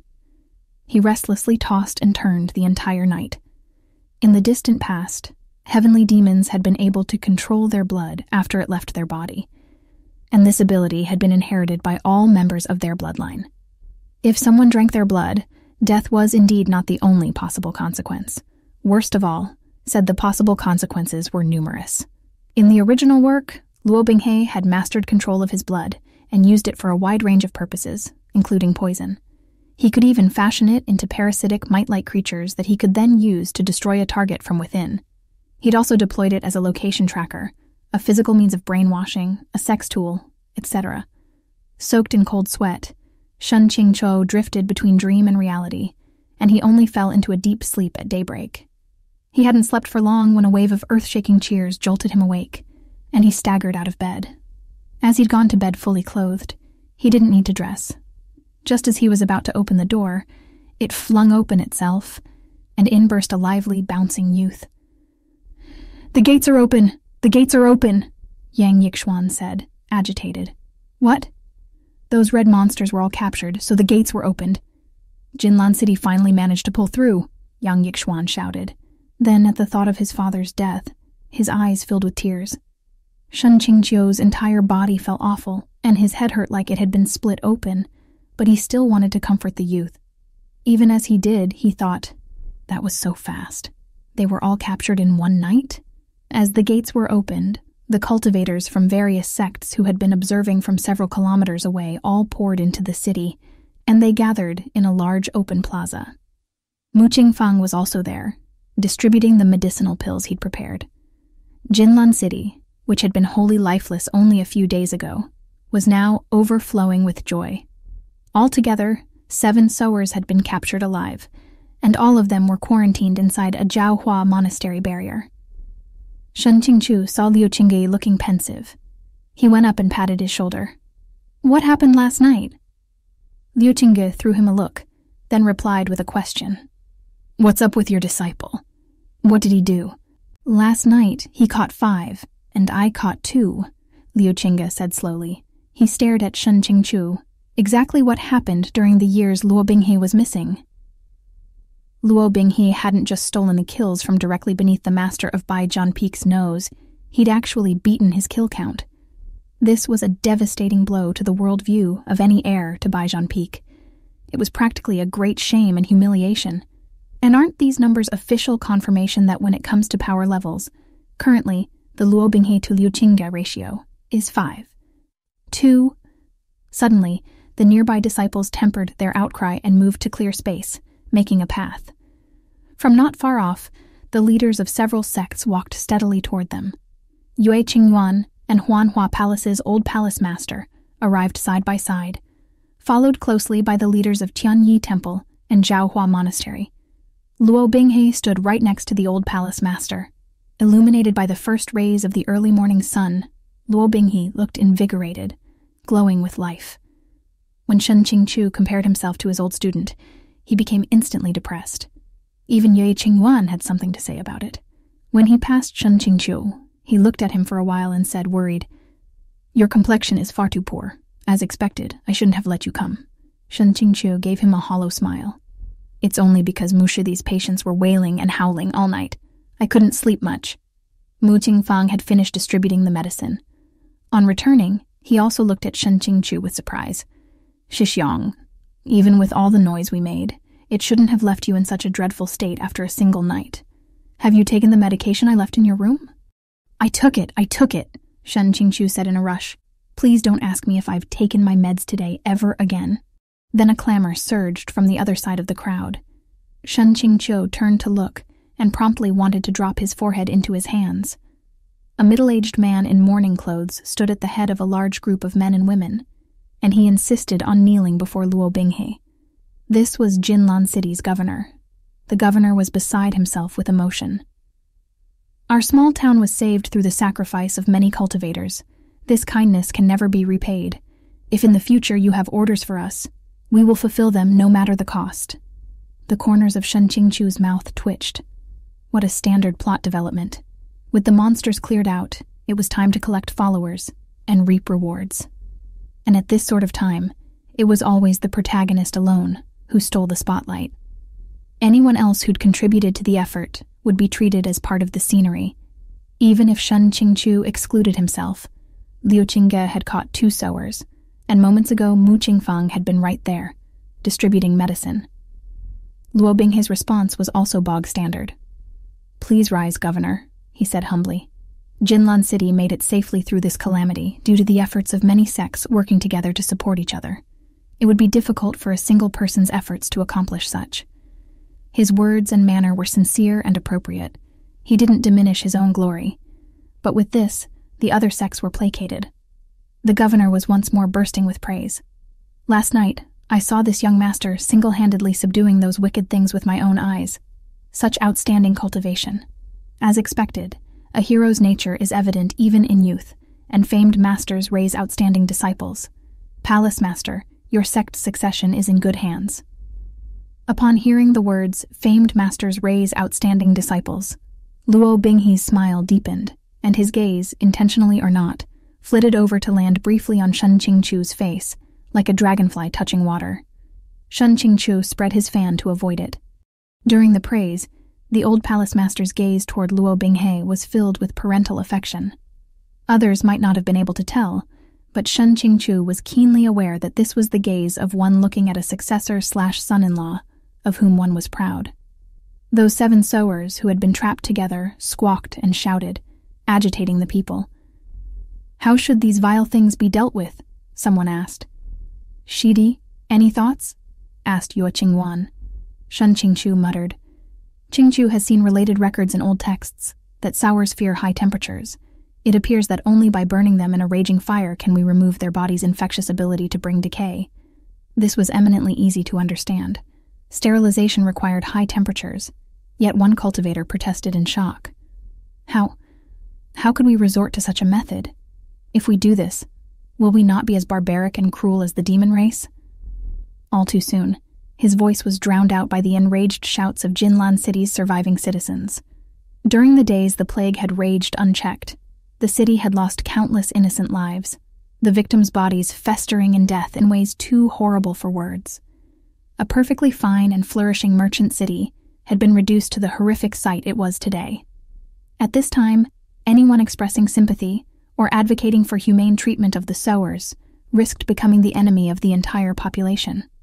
The handful of cultivators who did so soon found themselves surrounded by roars of "burn them" and "burn anyone who objects" alongside. Of the 7 sowers within the barrier, most of them bared their teeth, cackling with boisterous laughter and showing no signs of remorse. Shen Qingqiu supposed they probably even thought themselves heroes who'd created a bumper crop for their own race. Only a single sower, the most petite of the group, wept miserably. At the sight of this misery, sympathy swelled in some few hearts. Qin Wanyue bit her lip, then approached Luo Binghe. "Luo Shixiong, that frail little sower, looks so pitiful." "They look so pitiful," she said. But however pitiable the sower looked, were they as woebegone as those who'd been infected by the plague for no reason, whose bodies had rotted until they died? Luo Binghe smiled at her but did not answer. In Shen Qingqiu's eyes, in terms of reactions to girls, this was far too perfunctory. It probably didn't deserve a passing grade. If he thought back on the original work at this juncture, shouldn't Luo Binghe have taken the chance to express his agreement with tender and sympathetic words? How come Luo Binghe's training speed had increased while his girl-wooing skills had decreased? But what could be done about it when Luo Binghe had a face that, regardless of angle or expression, was always as silky as jade, assured and elegant? Qin Wanyue was momentarily dazzled, and she flung the words she had just said to the back of her mind, content to continue watching from the sidelines. At this moment, something entirely unexpected occurred. That petite sower threw itself forward, slamming into the side of the barrier with a thump. Its scarlet face appeared even more sinister due to its wailing and bawling, and it shouted, "Immortal Master Shen! You must not let them burn me to death! I'm begging you, Immortal Master Shen, please save me!" Shen Qingqiu felt like some string in his brain had suddenly snapped. "Who the fuck are you? What's with randomly throwing yourself around and calling for Immortal Master Shen? I really don't know you, okay?" "We were only following your orders," the sower continued to wail. "You never said that we'd be burned." What the fuck? What a ridiculous development. And on top of that, it was such a basic, crude accusation. Shen Qingqiu felt like he was drunk, but the old palace master's response made him feel even more inebriated. Shouldn't Immortal Master Shen provide an explanation for this exclamation? Such a low-level trick, yet someone had still believed it. "Yes," someone echoed a second after. "An explanation must be provided." And it wasn't only one person. The 12 Peaks rallied together against outsiders. As soon as these words were spoken, quite a few of Kangqiang Mountain Sect's cultivators revealed expressions of displeasure. Yue Qingyuan was even more direct. His face became stony. "Anyone with eyes should be able to tell that this thing is unhappy about its impending death," Qingqiu said scornfully. "It wants someone to share its fate, so it's obviously framing him. All demonic evildoers are the same, yet some people are still taking the bait. How utterly laughable." "Then why has it made no other claims, and instead focused only on Immortal Master Shen?" the old palace master asked lightly. "This point is worth considering as well." Shen Qingqiu was wholly defeated by this logic. According to that line of thinking, any time someone was singled out and accused of something, the question of their innocence was worth considering. The bar for framing someone was way too low. Luo Binghe spoke not a single word, though he stared over with rapt attention. Perhaps it was only Shen Qingqiu's imagination, but he kept feeling like those pitch-black, star-like eyes were full of smiles. In the original work, Shen Qingqiu became unpardonably loathed due to the slaughter of his own sect sibling. He personally murdered Liu Qingge. But in the present, Liu Qingge was standing right next to Shen Qingqiu. If someone tried to beat him up, Liu Qingge might even protect him, so obviously he couldn't be charged with that crime. Could it be that, no longer stained all over by crimes he hadn't committed, he'd be slandered to the point that it made up the change? Given Luo Binghe's character post-darkening, that wasn't impossible. A Huanhua Palace disciple suddenly stepped forward, his face decorated with a few pockmarks. This was the disciple who'd ridiculed Shen Qingqiu in the abandoned building the day before. He bowed before he spoke. "Palace Master, this disciple has just discovered something and isn't sure if it's appropriate to say." "If you have something to say, then speak," Shen Qingqiu said expressionlessly. "You've already opened your mouth, so why even say that you're unsure if it's appropriate to do so?" How insincere. Wasn't this disciple slapping his own face? Said disciple likely hadn't thought a senior would scold him. His face flared between red and white, until even the pockmarks changed color. But he didn't dare snap back, and only glared viciously at Shen Qingqiu. Yesterday, this disciple and several sect siblings all realized that there were a few infected red patches on Senior Shen's arm. We saw them very plainly, but if you look today, those red patches have all disappeared. Kangqiang Mountain Sect's Senior Moose said himself that the pills he provided the city were created on the spot, and that they need 24 hours to take effect.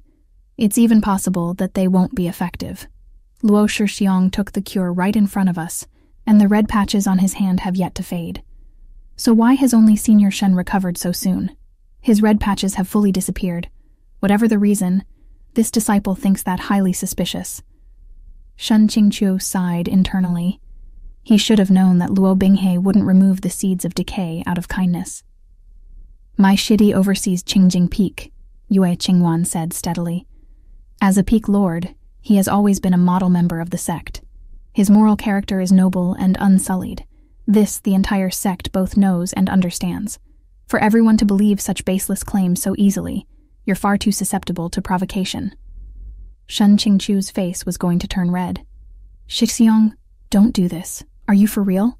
If you're speaking against your conscience just to protect me, I'll feel really awful. Whether it's the original flavor or the current one, I bet neither of us can even touch the edges of noble and unsullied moral character. Well, no. The original flavor could definitely touch the last word." 2. "Is that so?" asked the old palace master. "That differs from what I've heard." Shen Qingqiu's heart sank. It seemed like this was the day that he would be thoroughly dragged through the mud. He still narrowed his eyes. Since when did hearsay from other sects become the basis for conclusions on the moral character of the heir of our Kangqiang Mountain's Qingjing Peak? If it were only hearsay, of course we would not trust it so easily. But this information came from one of your esteemed sect's very own members. The old palace master looked all around him before he continued. "Everyone must know that it is common for each sect's disciples to form friendships with one another, so hearing some rumors and gossip is inevitable. However, the matter of Peak Lord Shen deliberately abusing and doing grievous harm to the disciples under his care, this alone ought to render him unworthy of the phrase noble and unsullied moral character." Shen Qingqiu's head was going to swell. Grievous harm to the disciples under his care? This one was true. During Luo Binghe's early developmental period, Shen Qingqiu had mistreated him in every imaginable way. His glorious deeds using the protagonist as child labor could have filled a tragic novel of great suffering all on their own. The number of other disciples Shen Qingqiu had harassed or even driven out because of their talent also numbered high enough to rival a gymnastics team.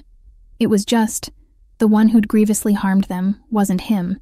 It was the original flavor. "Since you are aware they are only rumors and gossip, you must be aware that they do not merit discussion," Yue Qingyuan said solemnly. "It's true that my shitty doesn't typically like to pamper his disciples, but to accuse him of grievous harm is too much." A soft, sweet voice broke in. Qin Wenyue had reached her limit. She had to speak up for her beloved. "Then may this woman ask sect leader Yue, would ordering a youth in his teens to face a demonic elder with hundreds of years of training, one who wore armor covered in poison spikes into battle, not count as persecution and grievous harm?" This time, Shen Qingqiu couldn't just chill prettily on the sidelines and listen. "Whether it counts or not, I do not know," he said in an even tone. "But what I do know is that an instance where a Shizun intercepts a suit of poisoned armor, pushes aside his disciple, and shields him with his own body probably can't count as persecution. What do you think, Luo Binghe?" Of all the cultivators present, some looked astonished to hear this name, and many of those were from Kangqiang Mountain sect. Some had merely been suspicious when they'd seen that face, such as Qingqiu, who was now stunned in shock. As for a certain member of the logistics team, who'd nearly fallen to his knees on the spot upon entering Jinlan City and coming face to face with Luo Binghe. After his heart had undergone a torrential bout of rain and wind, he'd since become calm and composed. Because Shen Qingqiu had often punished Luo Binghe in the past, Yue Qingyuan had also seen him a few times, but that had been while Luo Binghe was still young. Afterward, Shen Qingqiu had elevated Luo Binghe, and often sent him away from Qingjing Peak to handle all sorts of tasks, which had made it harder to actually meet him.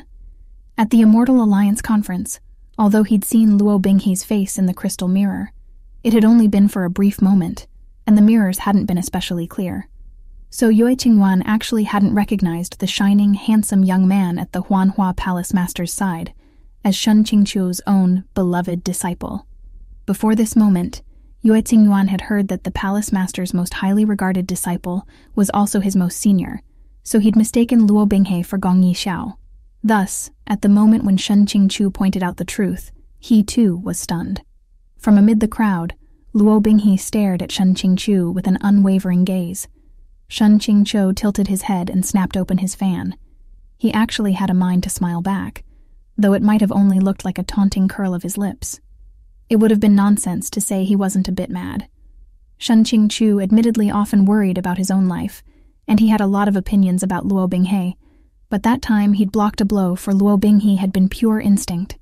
Although, Luo Binghe probably wouldn't have needed anyone's help to escape danger. So really, from every angle you could think of, Shen Qingqiu was the one who'd been most screwed over by those 3 matches, and here they were actually trying to use them to smear his reputation. He was furious. Luo Binghe said slowly, "The kindness Shizun showed by protecting me with his own body. I will never dare to forget it." "It's really you? Shen Qingqiu, didn't you say he died?" Qi Qingqi said in disbelief. She looked at Luo Binghe again. "Since you're alive, why didn't you return to Qingjing Peak? Don't you know that because of you, your Shizun was out of—" Shen Qingqiu hastily burst into a fit of dry coughs, so violent that Qi Qingqi had to stop and stare at him. Shen Qingqiu had a profound desire to bow and beg before her. He had a premonition that the next words he had been about to hear would undoubtedly have been out of his mind with grief. Fucking hell. He never wanted to hear those words again. A wave of goosebumps hit him. If Luo Binghe heard those words, he'd laugh hard enough to crack that platonic ideal of a male lead's face. "This is exactly what's so inexplicable," the old palace master persisted. "He plainly did not die, so why did you insist that he did? And why was he not willing to return when he apparently had the option to do so?" Shen Qingqiu was sick of this bad faith tone. "If he wasn't willing to return, there's nothing I could do. He may come and go freely as he pleases. It's all up to him. If the palace master wishes to say something, please say it outright." The old palace master smiled. "Peak Lord Shen knows what I wish to say, and anyone here with a clear mind must also understand by now. It's true that these demonic sowers should be annihilated by fire, but if there was someone directing them from behind the scenes, exacerbating the situation, we certainly cannot let them get away with it. They absolutely must explain themselves to the whole of Jinlan City." With these words, he successfully stoked the flames of hatred within the Jinlan City survivors. Having just suffered a great calamity, they were already terrified and bitter, itching for a target at whom to direct their rage. Quite a few people began to raise their voices in a clamor. "Shizun loathes evil," said Luo Binghe. "When it comes to demons, he only hates being denied the satisfaction of killing them personally. How then could he collude with them?" This appeared to be him speaking up for Shen Qingqiu. However, he was the only one present who understood the true meaning behind the words. When it comes to demons, he only hates being denied the satisfaction of killing them personally. Having nothing to lose, Shen Qingqiu cut straight to the point. "Luo Binghe, right now, are you a disciple of Qingjing Peak or a member of Huanhua Palace?" The old palace master sneered. After all this, Peak Lord Shen is once again willing to recognize this disciple. "I never expelled him from my tutelage," said Shen Qingqiu. "Since he is still willing to call me Shizun, he must surely be willing to acknowledge me as such." He said these words purely with the intention of aggravating Luo Binghe, but it seemed he didn't succeed. Luo Binghe's gaze flickered, and perhaps it was an illusion, but it seemed as if his eyes had somewhat cleared. Within moments, The crowd had split into two defined camps. Sparks flew through the air, charged with the hostility of an imminent battle. As for the sowers who had instigated this conflict, they were now forgotten on the side. No longer did anyone care about how they were dealt with. Then there came a woman's sweetly charming voice. "Shenju. Are you Shenju?" Upon hearing this name, Shen Qingqiu's serene and placid countenance nearly fissured into the Great Rift Valley. Fuck! Are the heavens determined to finish me today? I'm done for. It's that woman. It's Qiu Haitang. In the original work, Qiu Haitang's appearance meant only one thing, and that was Shen Qingqiu's complete and utter fall from grace. Though Qiu Haitang was no longer a girl in her prime, her face was still as fair as a magnolia flower, her makeup vibrant and beautiful. Along with her slender figure and full bosom, her looks were verily striking. And since her looks were striking, she naturally couldn't escape the fate of becoming a member of Luo Binghe's harem. The problem was that she'd once had an affair with Shen Qingqiu. Congratulations. Having had a dubious relationship with two of a stallion novel male lead's wives, the original flavor Shen Qingqiu could be considered undoubtedly unparalleled. At least in all of the stallion novels Shen Yuan had ever read, there was no second to be found.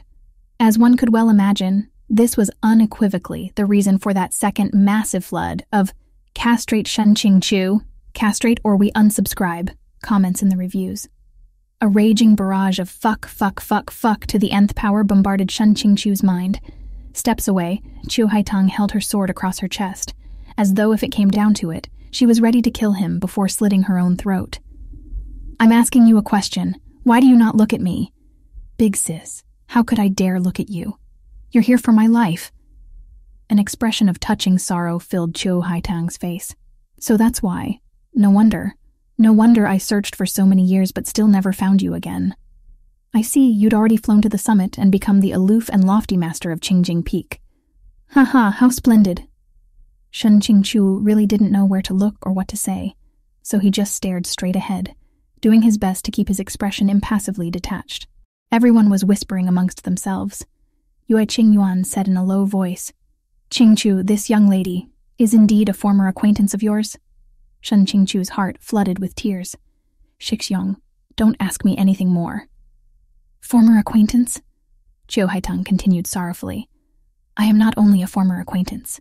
This man, who looks so dignified, was once my childhood sweetheart, and I am his wife."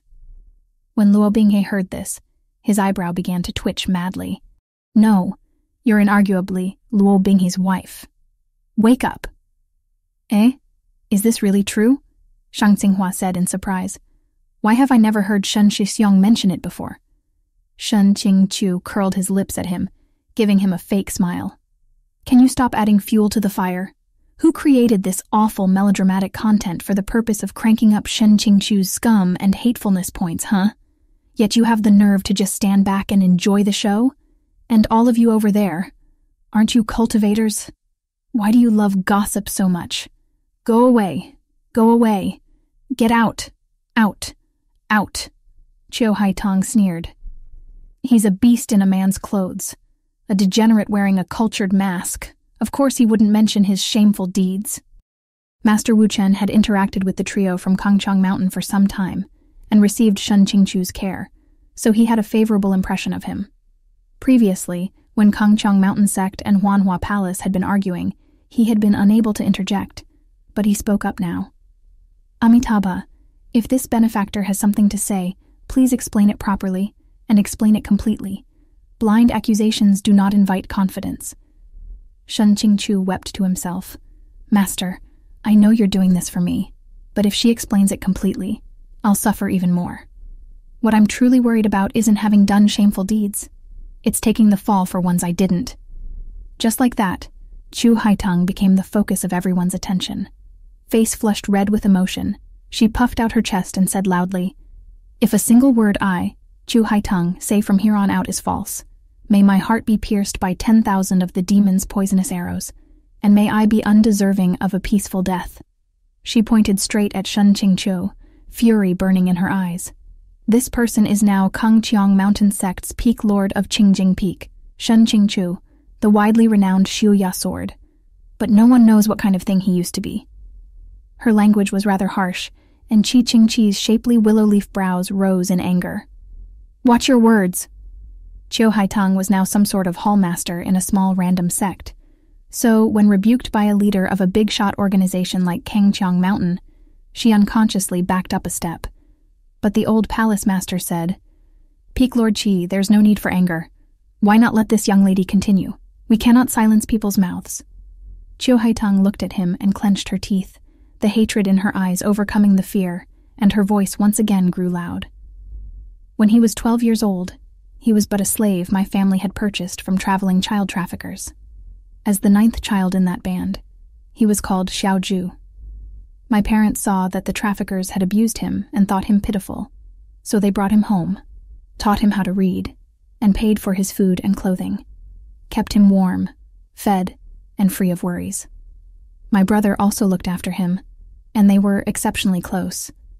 When he was 15 and our parents passed, my older brother became the head of the house and freed him from his slave contract, and even recognized him as a foster brother. And I, because I had grown up with him, was deceived. I really thought that we genuinely loved each other, so we were betrothed."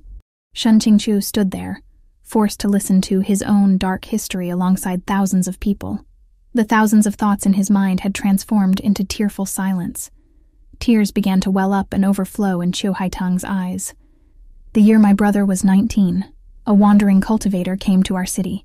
He saw that the area had an abundance of spiritual qi, so he established an altar at the city gates.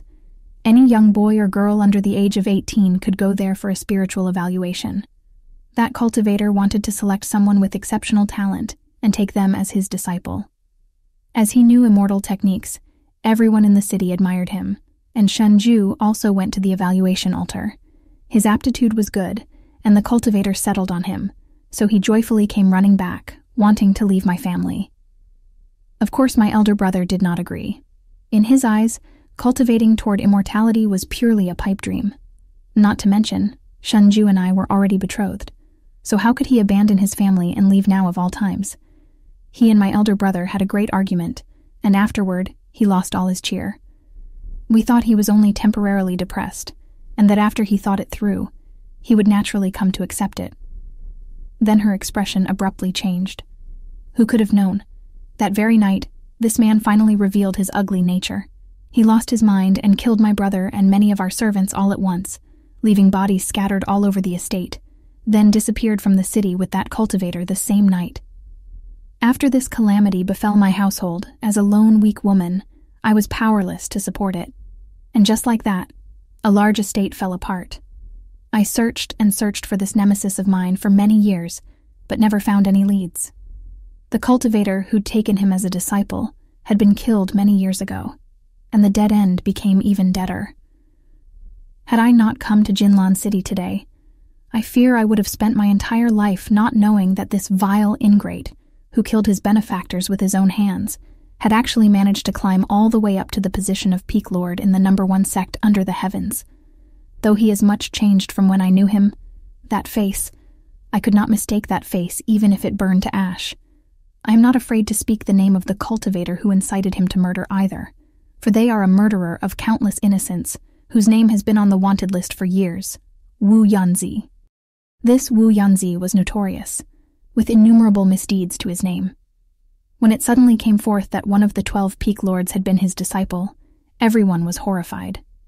But amid the sea of sighs and gasps, Shen Qingqiu found himself growing calm. Deep down, he was actually a little skeptical.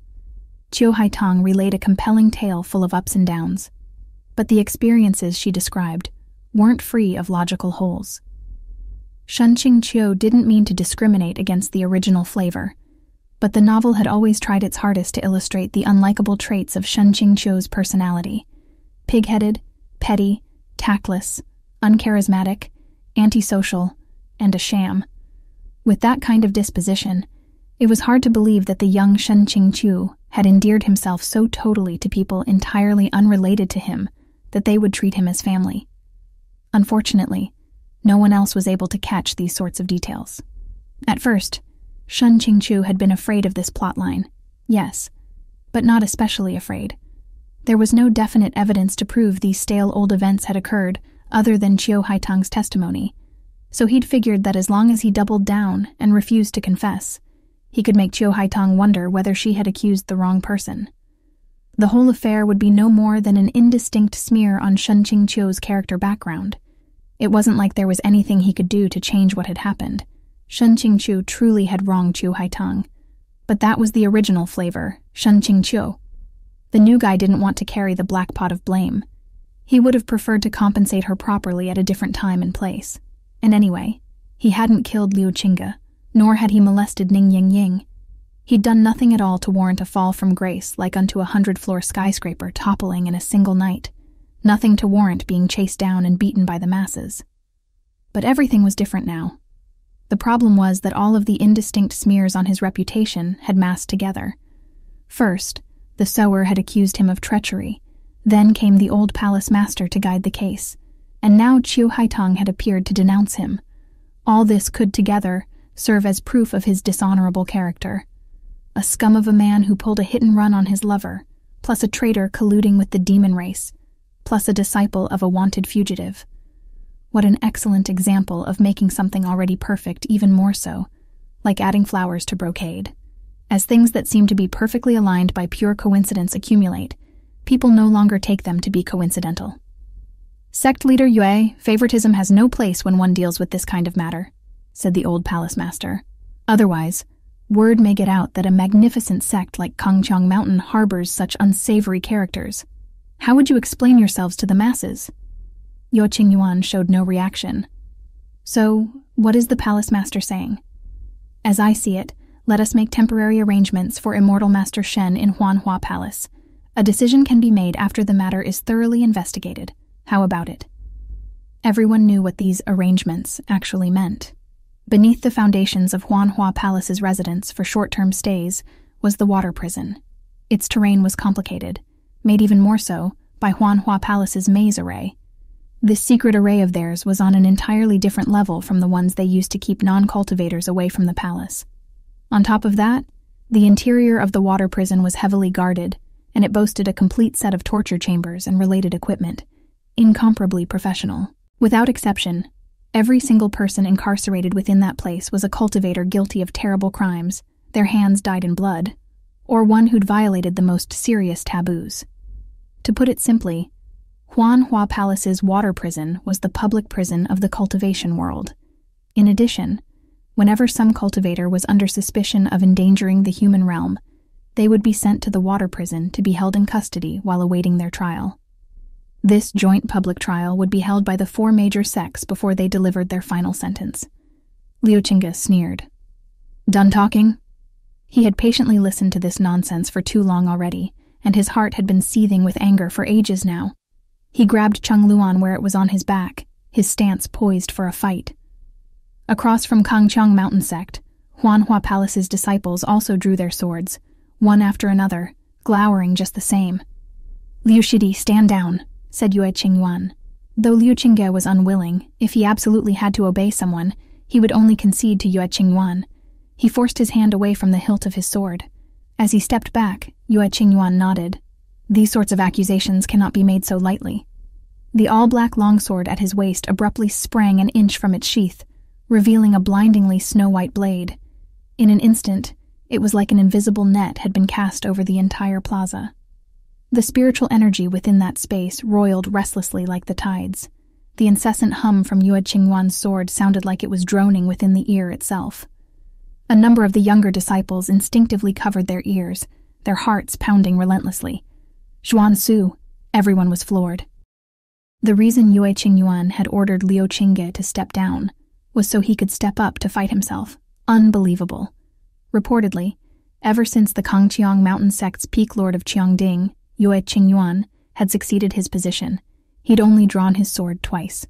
Once during his succession ceremony, and once when he'd battled a descendant of the heavenly demon bloodline. Incidentally, Luo Binghe's dad. Zhuan Su had only been drawn an inch, but everyone suddenly understood why.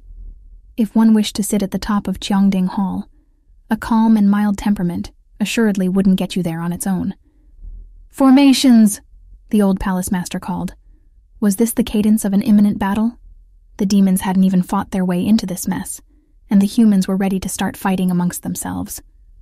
Knowing the situation would only worsen, Shen Qingqiu promptly removed his sword and threw it in front of him. Xiuya stuck straight up in the ground before the Huanhua Palace Master.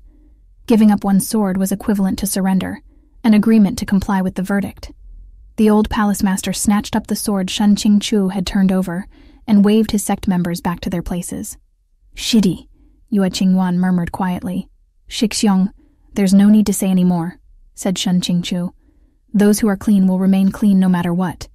Qingqiu is willing to accept arrest."